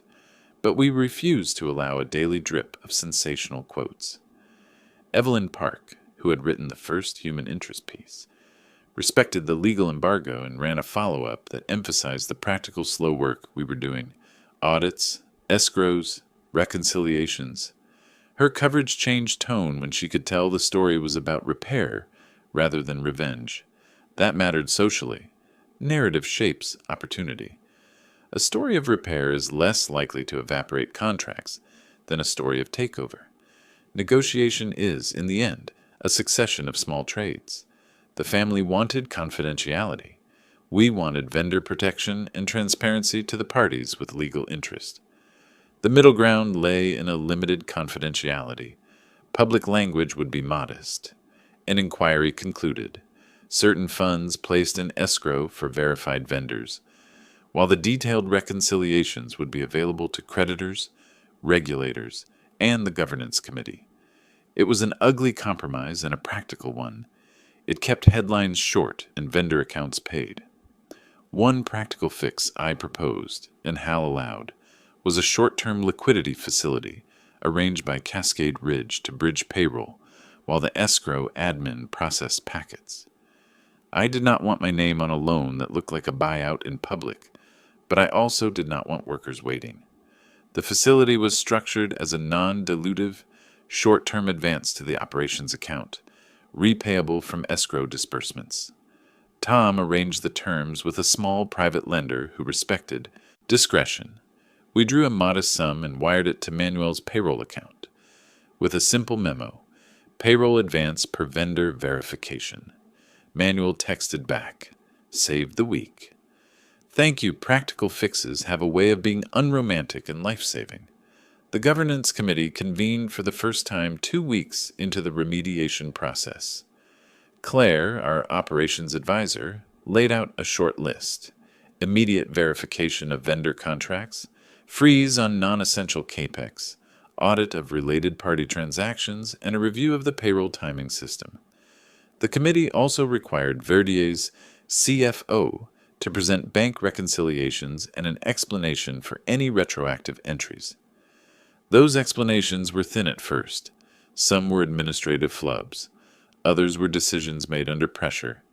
The committee's job was not to humiliate, but to ensure the business could run without putting people at risk. Every step required patience. There were arguments over invoices where vendors lacked full documentation. There were small legal skirmishes over what constitutes a vendor of record. There were also victories. A stalled shipment of corks that had been at risk was paid for and released. A mechanic whose invoice had been pushed aside received clearance to work the following week. Those moments felt less like triumph and more like stitches sewn into a frayed coat. Yet the cost remained. My company felt the chill. We bid cautiously and lost a municipal project that might have fed crews through winter. Some former friends tightened their voice on the phone. Ethan and I had conversations that never quite reached reconciliation. He accused me once of converting a family crisis into a personal crusade. I answered him as honestly as I could. I did what I thought would protect the people who turned up at dawn to do the work. I wanted them paid, I said. I wanted the ledger to match the life. It is not the sort of line that fixes a rift in one sentence, but it is honest. In the legal back and forth, Hal kept the focus on remedies, not recrimination. He drafted settlement terms that, if accepted, would provide full restitution for verified vendors, a short-term advisory council, and an agreed plan for Verdier USLLC to recapitalize in a structured way that reduced the chance of future covenant slippage. The settlement included a modest injunctive term preventing related party transfers that could hollow out assets during remediation. It was technical and, to the untrained eye, dry, but these were the clauses that would prevent another dinner table humiliation from turning into another payroll crisis. One night, after a long day of conference calls, Claire called me. "The books are getting cleaner," she said without flourish. "We're not perfect, Frank, but people are getting paid." Her voice had that low gratitude that comes from doing practical good. I told her to keep pushing and to be blunt when something smelled off. She laughed. A quiet, professional laugh, and said, "That's my job." As the chapter of negotiation wound toward a preliminary settlement, I realized this. Protection is messy. It is a series of documents intended to make human things honest. You do not always get the satisfying sweep of narrative closure. Often you get clauses and memos and the slow hum of people paid their wages. That, in the final accounting, felt more real than any moment of public vindication would have. The morning the choice arrived, it did not come wrapped in drama. It came in a text message, a thin, practical vehicle for something that felt as large as a hinge. Maya had written, "Can we talk? Tonight. No lawyers, no servers, just us." The simplicity of it landed like a small, honest thing. I felt the weight of weeks lift and then settle in a different place, not in contracts or escrows, but in the quiet room where my daughter would tell me what she needed. Before we continue, don't forget to like this video, subscribe to the channel, and turn on the bell icon, so you never miss a story like this one. By the time evening came, I had rehearsed a dozen different speeches. Apologies shaped to be comforting, explanations shaped to be persuasive. I had practiced restraint in Hal's office until my words felt measured rather than reactive. None of that was needed when she opened the door and met me with an expression that had the exact hardness and kindness of a woman who had learned to pick her own way. We sat at the little table in her apartment, the one with the sag in the chair where the cushion remembered decades of ordinary living. Outside, the neighborhood carried on as neighborhoods do, a siren in the distance, the soft clack of shoes on pavement. Inside, the air felt like the pause before a small, inevitable disclosure. She poured the coffee for both of us. The ritual was ordinary and honest.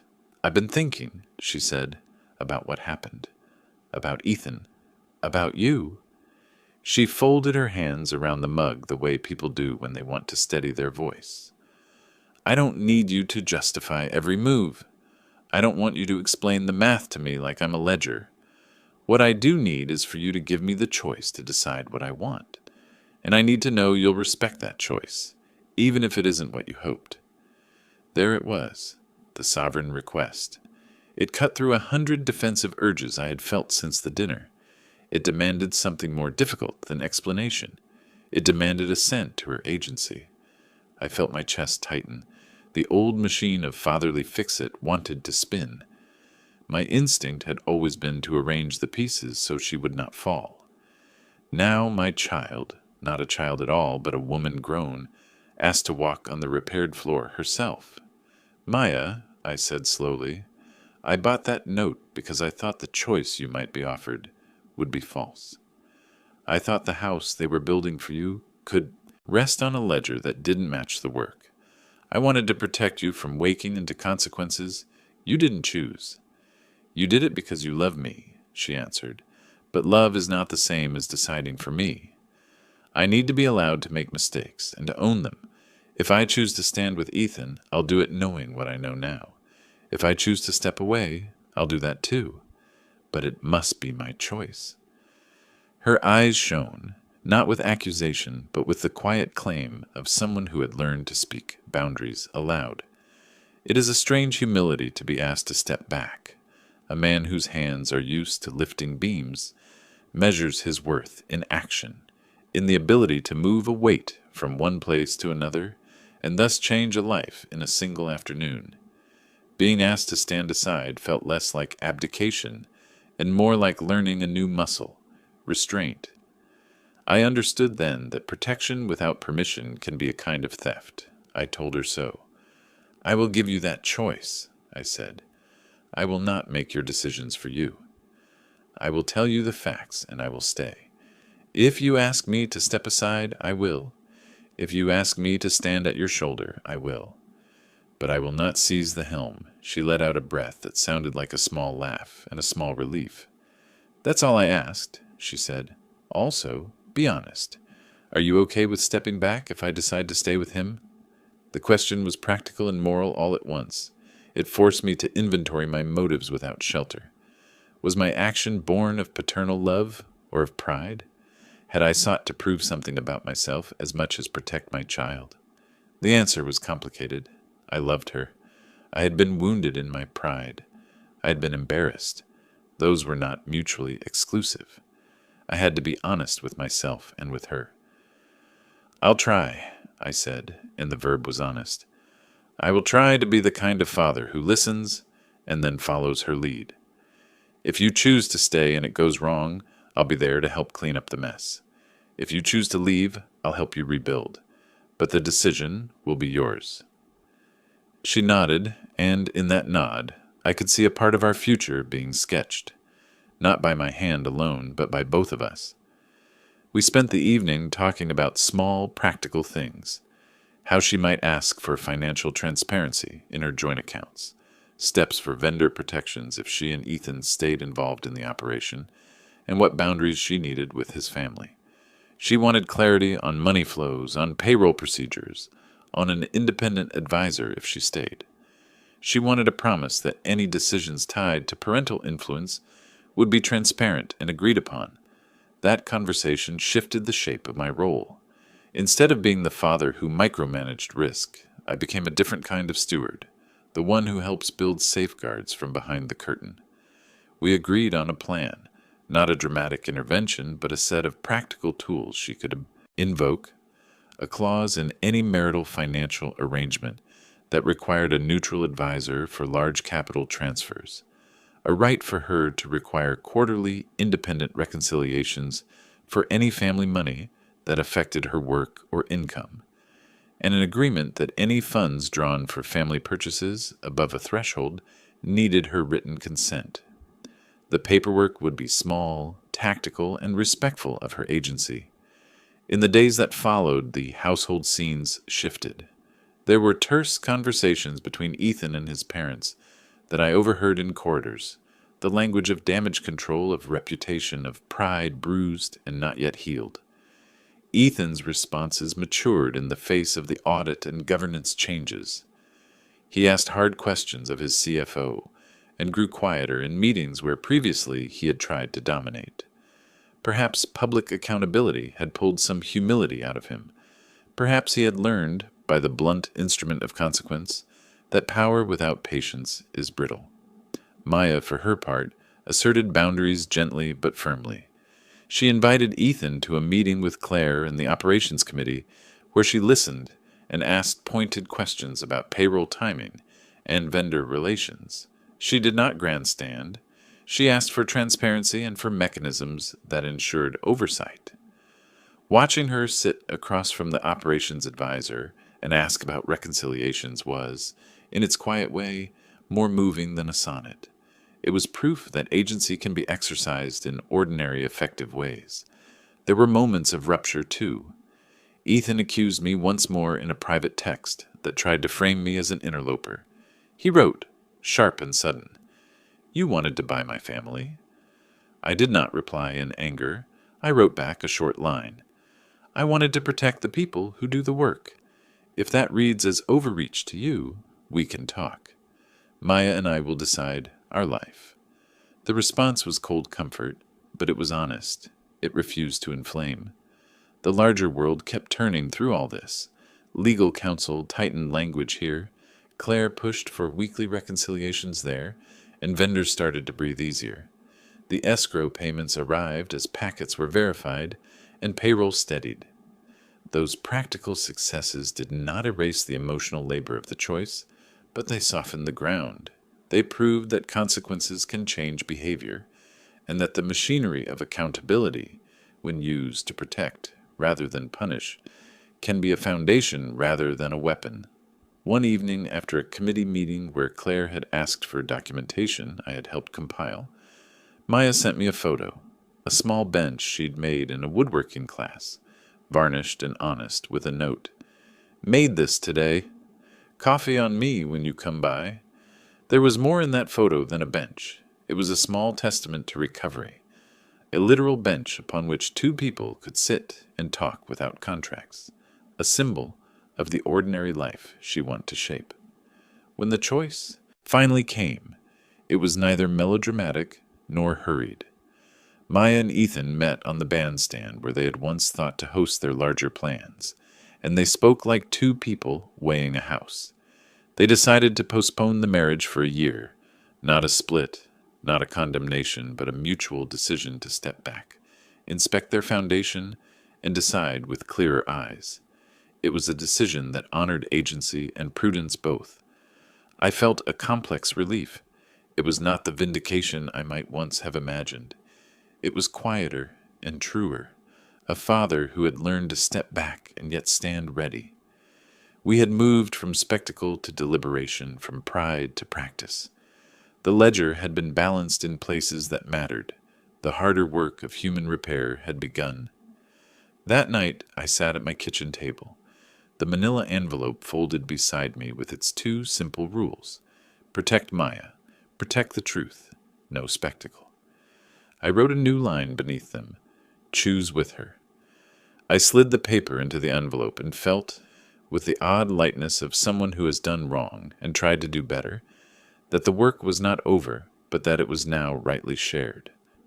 The morning after they postponed the wedding felt almost ordinary. The paper cup of coffee tasted like every other paper cup of coffee I've ever had. And that ordinariness was exactly what I wanted. After months of ledgers and lawyers, I longed for a life that could be measured in small, steady things. An oven that warmed, a bench that needed sanding, a stove that took the chill off hands that had been working all day. Before we continue, don't forget to like this video, subscribe to the channel, and turn on the bell icon so you never miss a story like this one. We started with dinners, not dramatic, not staged, simple tables in the truest sense. A folding table in Maya's kitchen the first week, Marco's garage bench where the crew ate sandwiches between lifts, and eventually Sunday dinners at my place where the light slanted in through the blinds, and the conversation stayed on practical topics. I'd been tempted for months to create a grand gesture, a party to show that some things had been made right, but I'd learned the hard way that small recurring acts of presence stitch a life back together far better than spectacle. Maya asked for no speeches when we sat at the little table in her apartment that first week. She wanted meatloaf and the quiet conversation that comes with plated food rather than podiums. "Tell me about work," she said, a simple invitation that felt like trust. When you've been through a fracture, the invitation to talk about ordinary things is an enormous mercy. So I told her about a job where we'd adjusted the bid to keep a crew on through winter, about a delivery schedule that had been tightened, about a subcontractor who'd agreed to split payments. She listened and then told me about a bench she'd made, a small, honest object she'd sanded with a kind of stubborn delight. We talked about varnish choices and where to put the bench in her living room. Those conversations were the slow work of intimacy, building small things together that did not carry the weight of argument or legacy. Marco and I rebuilt work together in ways that felt like the old days, but were shaded now by the recent lesson. Transparency matters more than posturing. He brought me into meetings where bids were discussed in plain language, where margins were explained and payment milestones were set publicly with vendors. He'd lost a couple of short jobs in the immediate aftermath, but the steady kindness of clients returned once they saw invoices paid promptly and workers getting their checks. We took on a municipal repair in a neighborhood where trust moves slowly but matters profoundly. 2 months into the job, men who'd been uncertain texted Marco to say they were back to full hours. Those were not headlines. They were, to my mind, far more important. I kept myself deliberately practical. There was something honest about the smell of sawdust and the weight of a chisel. One Saturday I joined Rosa in her catering kitchen, not to manage, but to wash pans and tape invoices into an order book. She laughed when she saw me elbow-deep in dishwater. "You could have sent money," she said, "but here you are scrubbing." The exchange was a correction in humility. My contribution mattered because it was ordinary, and because it said, without rhetoric, that I had responsibility to carry. Rosa's iced lemon bars arrived at the site for weeks after, unbidden, as gestures of thanks that needed no press. Maya and I rebuilt boundaries as much as we rebuilt routines. After the choice conversation, I learned to ask before stepping in. "Do you want me there?" became a ritual line rather than automatic duty. Sometimes she wanted me, sometimes she didn't. That variation felt new and uncommodified. It meant I got to practice a different muscle, the willingness to be present on request rather than by fiat. When she asked me to attend a committee meeting as moral support, I went and sat quietly at the back, taking notes and resisting the urge to speak up. It was a small discipline, and it taught me the difference between being a father and being a manager in her life. There were rituals we formed that kept the work of repair honest. Once a month, Maya invited us all to a simple table. Neighbors, 2 vendors who'd stuck through the mess, Marco and a couple of friends. No speeches. We shared food and named one small act of the month that mattered. A vendor paid, a crew member rehired, a bench finished. Naming small wins became a practice of gratitude rather than triumph. It was humble, and the humility itself felt like recovery. The governance committee continued its oversight, but it softened into regular reports rather than a constant courtroom of suspicion. Claire, the operations advisor, proved herself to be blunt and fair as advertised. She'd call for reconciliations with the clinical patience of someone who had seen messy books before and knew how to clean them. Under her watch, the CFO of Verdier USLLC tightened processes, vendors saw more consistent payment rhythms, and payroll stabilized. There were awkward apologies here and there, an email from the CFO to one supplier acknowledging a process failure, which were clumsy and necessary. The work of operations is rarely graceful, it's mostly steady. Evelyn Park wrote a follow-up piece that leaned away from spectacle and toward human detail. Manuel's crew back on schedule, Rosa's kitchen humming, a portrait of Clara, the young woman who'd been hired at the crush facility and could finally pay her rent. The local paper's tone changed when readers could see practical outcomes. It's astonishing how much the narrative softens when people can point to a paid invoice or a filled pantry. The town's gossip cooled. Conversations in hardware stores shifted back to hatches and supplies, rather than moral judgments. What I found most restorative, oddly, was volunteering at a small trade training night we'd started sponsoring in the community center. We brought in benches to sand, introduced a simple unit on how to read a purchase order, and taught a class on the ethics of contracting, how to write an invoice, how to confirm payment, how to ask for terms you understand. Men and women who'd been burned by late checks sat with young kids and taught them how to measure. A week into the program, a kid came up to me with a scribbled drawing of a bench and said, "I want to build chairs." I felt a private relief that had little to do with the paper battles and everything to do with people learning to make honest things that last. There were still evenings when the ache came back, a text from an old client I'd expected to lean on, a polite avoidance at the church bake sale. But those moments were shorter and less defining. I'd learned that reputation is a slow thing. It crumbles and rebuilds in small increments. You cannot force it to mend in a week. You can, however, keep being the kind of person who answers when someone needs a hand. Maya and Ethan's relationship evolved in public and private in ways I found instructive. They met with Claire and the operations team, not in dramatic confrontations, but in working sessions where they signed off on new procedural steps. Maya asked for and got the right to require third-party reconciliations for any family money that affected her income. Ethan, in time, showed up differently. Pride never dies fast, but accountability teaches a different sort of patience. He learned slowly that you command respect, not by the force of your insistence, but by the steadiness of your work and how you treat the people who show up in the weather. One afternoon, Maya showed me the bench she'd made, finished, sanded to a smooth warmth, and set near her window. She had written a small note and slid it under the bench slat. For coffee, for talking, for days when we need to sit. It felt private and perfect. She'd invited me over and we sat together on that bench for a while, saying nothing. Silence, after a long season of noise, felt like a kindness. Small reparations also arrived in the life of the Verdier family. Pierre sent a short letter acknowledging the harm the process had revealed and expressing a desire to restore trust on terms that respected labor. Colette wrote a note to Rosa, no lawyerly language, just a hand-stitched apology and a promise. Those were modest, human gestures that can't undo, but they can begin to stitch a frayed fabric. For my part, I accepted these acts not as triumph, but as steps. I kept watch on escrow disbursements and vendor portal confirmations. I still had a role, but it was less a sword and more a ledger keeper, who watched with a careful, steady eye. Night times remained the truest measure.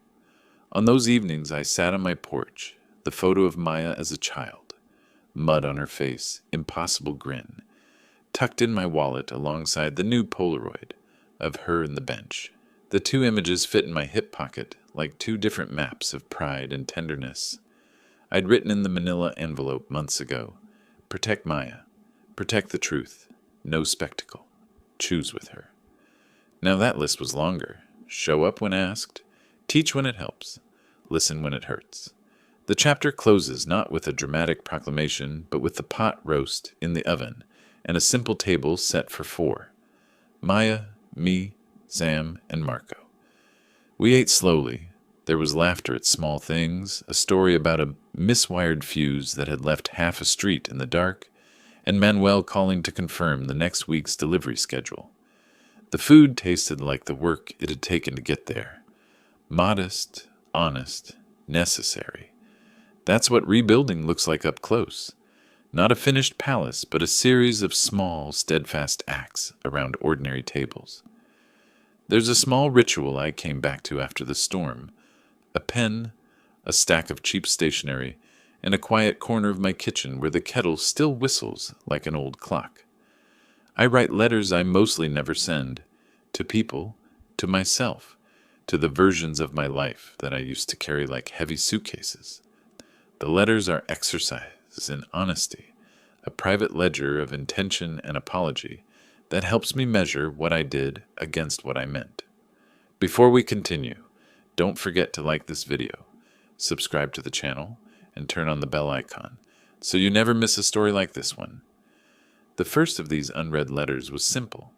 I wrote to Maya the week after the postponement. I told her I was sorry for the ways my fear had made decisions for her, that my impulse to protect had sometimes looked like control, and that I would keep working on the difference. I never mailed that letter. I left it in a drawer instead, folded. Between two tax notices, the way a man tucks a small truth into the place where bills live. Some confessions are private because they're meant to steady the person who writes them more than scandalize anyone else. The legal and fiscal storms had their own formal resolutions. The escrow paid vendors. Claire's weekly reconciliations hardened into reliable reports. And the governance committee proved itself useful in a way I'd only hoped legal drafting might make possible. The Verdier family compensated the people who'd been harmed, and a narrow settlement closed the chapter that had threatened to widen into litigation. No one celebrated. There was no public parade.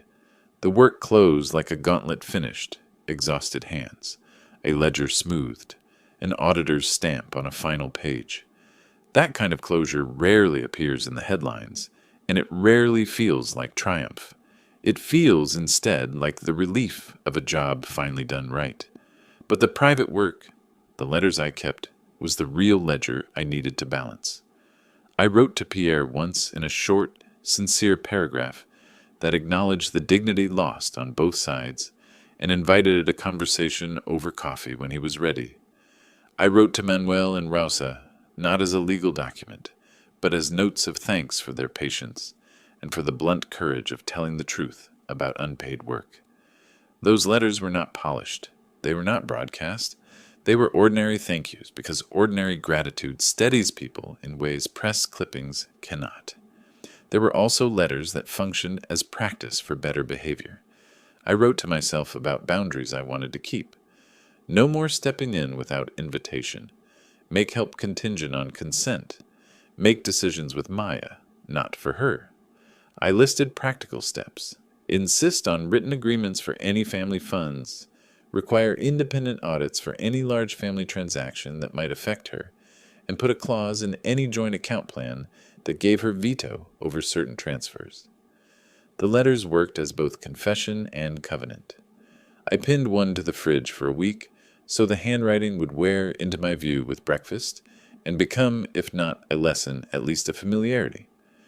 When things settled outwardly, inward turmoil remained. I discovered that being right on paper does not automatically clear the weight of being wrong in someone's private life. Some friends had quietly drifted away. One or two voices that had been steady in decades of trade pulled back their name from my calls. That stung in a way bank statements don't measure. The letters I kept in the drawer were the place where I parsed that cost. What was necessary, what was pride, and what was a failure of timing and tact.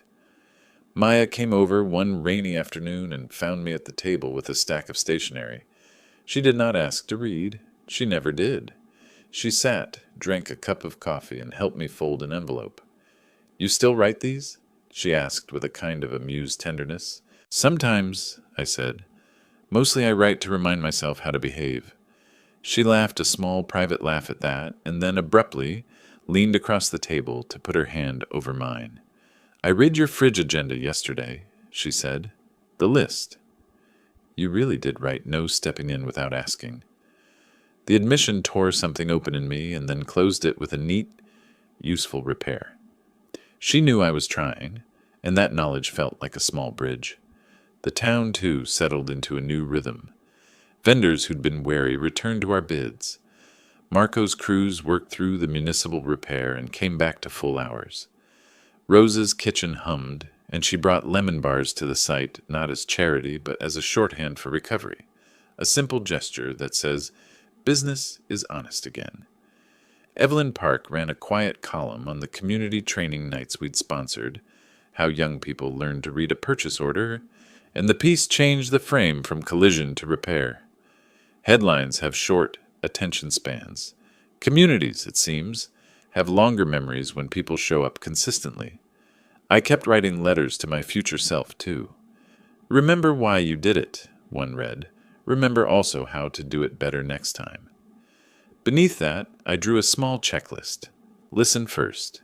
Ask before acting. Insist on transparency. Repair publicly when necessary. Quietly when possible. There was a humility in lists that felt like contrition practiced into habit. I taped that note on the inside of the manila envelope where my first rule lived. Protect Maya. Protect the truth. No spectacle. Choose with her. The new line, "Choose with her," had become practical policy rather than rhetoric. There were nights I still woke with a cold ache, a flash of Ethan's shouted accusation, a memory of Colette's clipped smile, the sense that something had been changed that could not be undone. I would take a pen and write a single paragraph, acknowledging how my actions landed on others, not to justify, but to remember.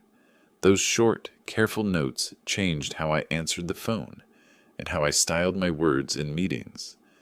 They shifted me from being a man who knew how to move money to a man who knew how to keep promises with restraint. As the first anniversary of the dinner approached, Maya asked for a small gathering. Not a dinner, not a speech, but a bench on the bandstand and a few friends who understood what ordinary repair looked like. She invited Claire, Manuel, Rosa, Sam, Marco, and a handful of neighbors.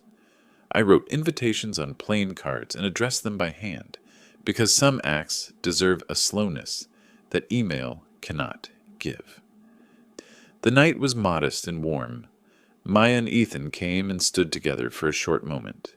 They hugged, not like lovers trying to reclaim a pageant, but like two people who had decided to walk carefully. I watched them and thought about the letters in my drawer, about apologies and covenants, about promises written and kept. After the guests left that night, I sat on the bench under the string lights and pulled out a letter I'd never shown anyone. It was the one I'd written to Pierre, offering a clean slate if he was willing, and acknowledging that dignity had been bruised on both sides. I folded it and tucked it back in the drawer. The act of writing mattered more than mailing. It was the discipline of facing my motives, and that discipline had changed how I acted afterward. There are practical things I keep doing. I still check the vendor portal on Tuesdays. Claire's weekly reconciliations still come into my inbox, and I skim them without the old hunger for exposure. I make a small, anonymous monthly contribution to the community trade program we started, not for credit, but because work steadies people. I still meet with Hal for coffee once a month, not about lawsuits, but about how to avoid them, and he grumbles and reminds me to be less dramatic with my metaphors. Tom still sends me odd market notes, and I read them like postcards from another life. The drawer where the letters live became, for me, a small archive of learning. I do not keep them as trophies of victory. I keep them as reminders of mistakes, of the work I insisted on doing, and of the cost such insistence has on the private rooms of people's lives. The letters remind me that righteousness without humility can be a dangerous thing. They remind me, too, that humility without action is not enough. The balance is hard, and the ledger is often ambiguous. One of the last letters I wrote and kept was addressed to my own hands. I wrote, "Use them to build, to fix, to help, not to reach in and choose for others. Let them be the hands that steady, not the hands that decide." I kept that note on the underside of the drawer for a time, so when I opened it in the morning, my eyes met the sentence, and I was reminded of the kind of father I wanted to be. The story has not ended in a tidy scene. People still talk at church and at the hardware store. Some nod and others do not. But the work continues. Escrow checks are still monitored. The governance committee meets monthly, and vendors have a routine now, rather than a pattern of fear. Maya and Ethan meet sometimes with Claire, and sometimes only with each other. They are not married, not yet. They are, however, choosing with clear information, and I hope with clearer respect, for the people who keep businesses running. If I were to send any of those letters now, perhaps I would begin with this line: I am sorry for the times I chose for you. I am grateful for the times you taught me how to step back. It is humble, and it says nothing flashy. It is the sort of sentence that, in time, will do more to mend than a louder proclamation ever could.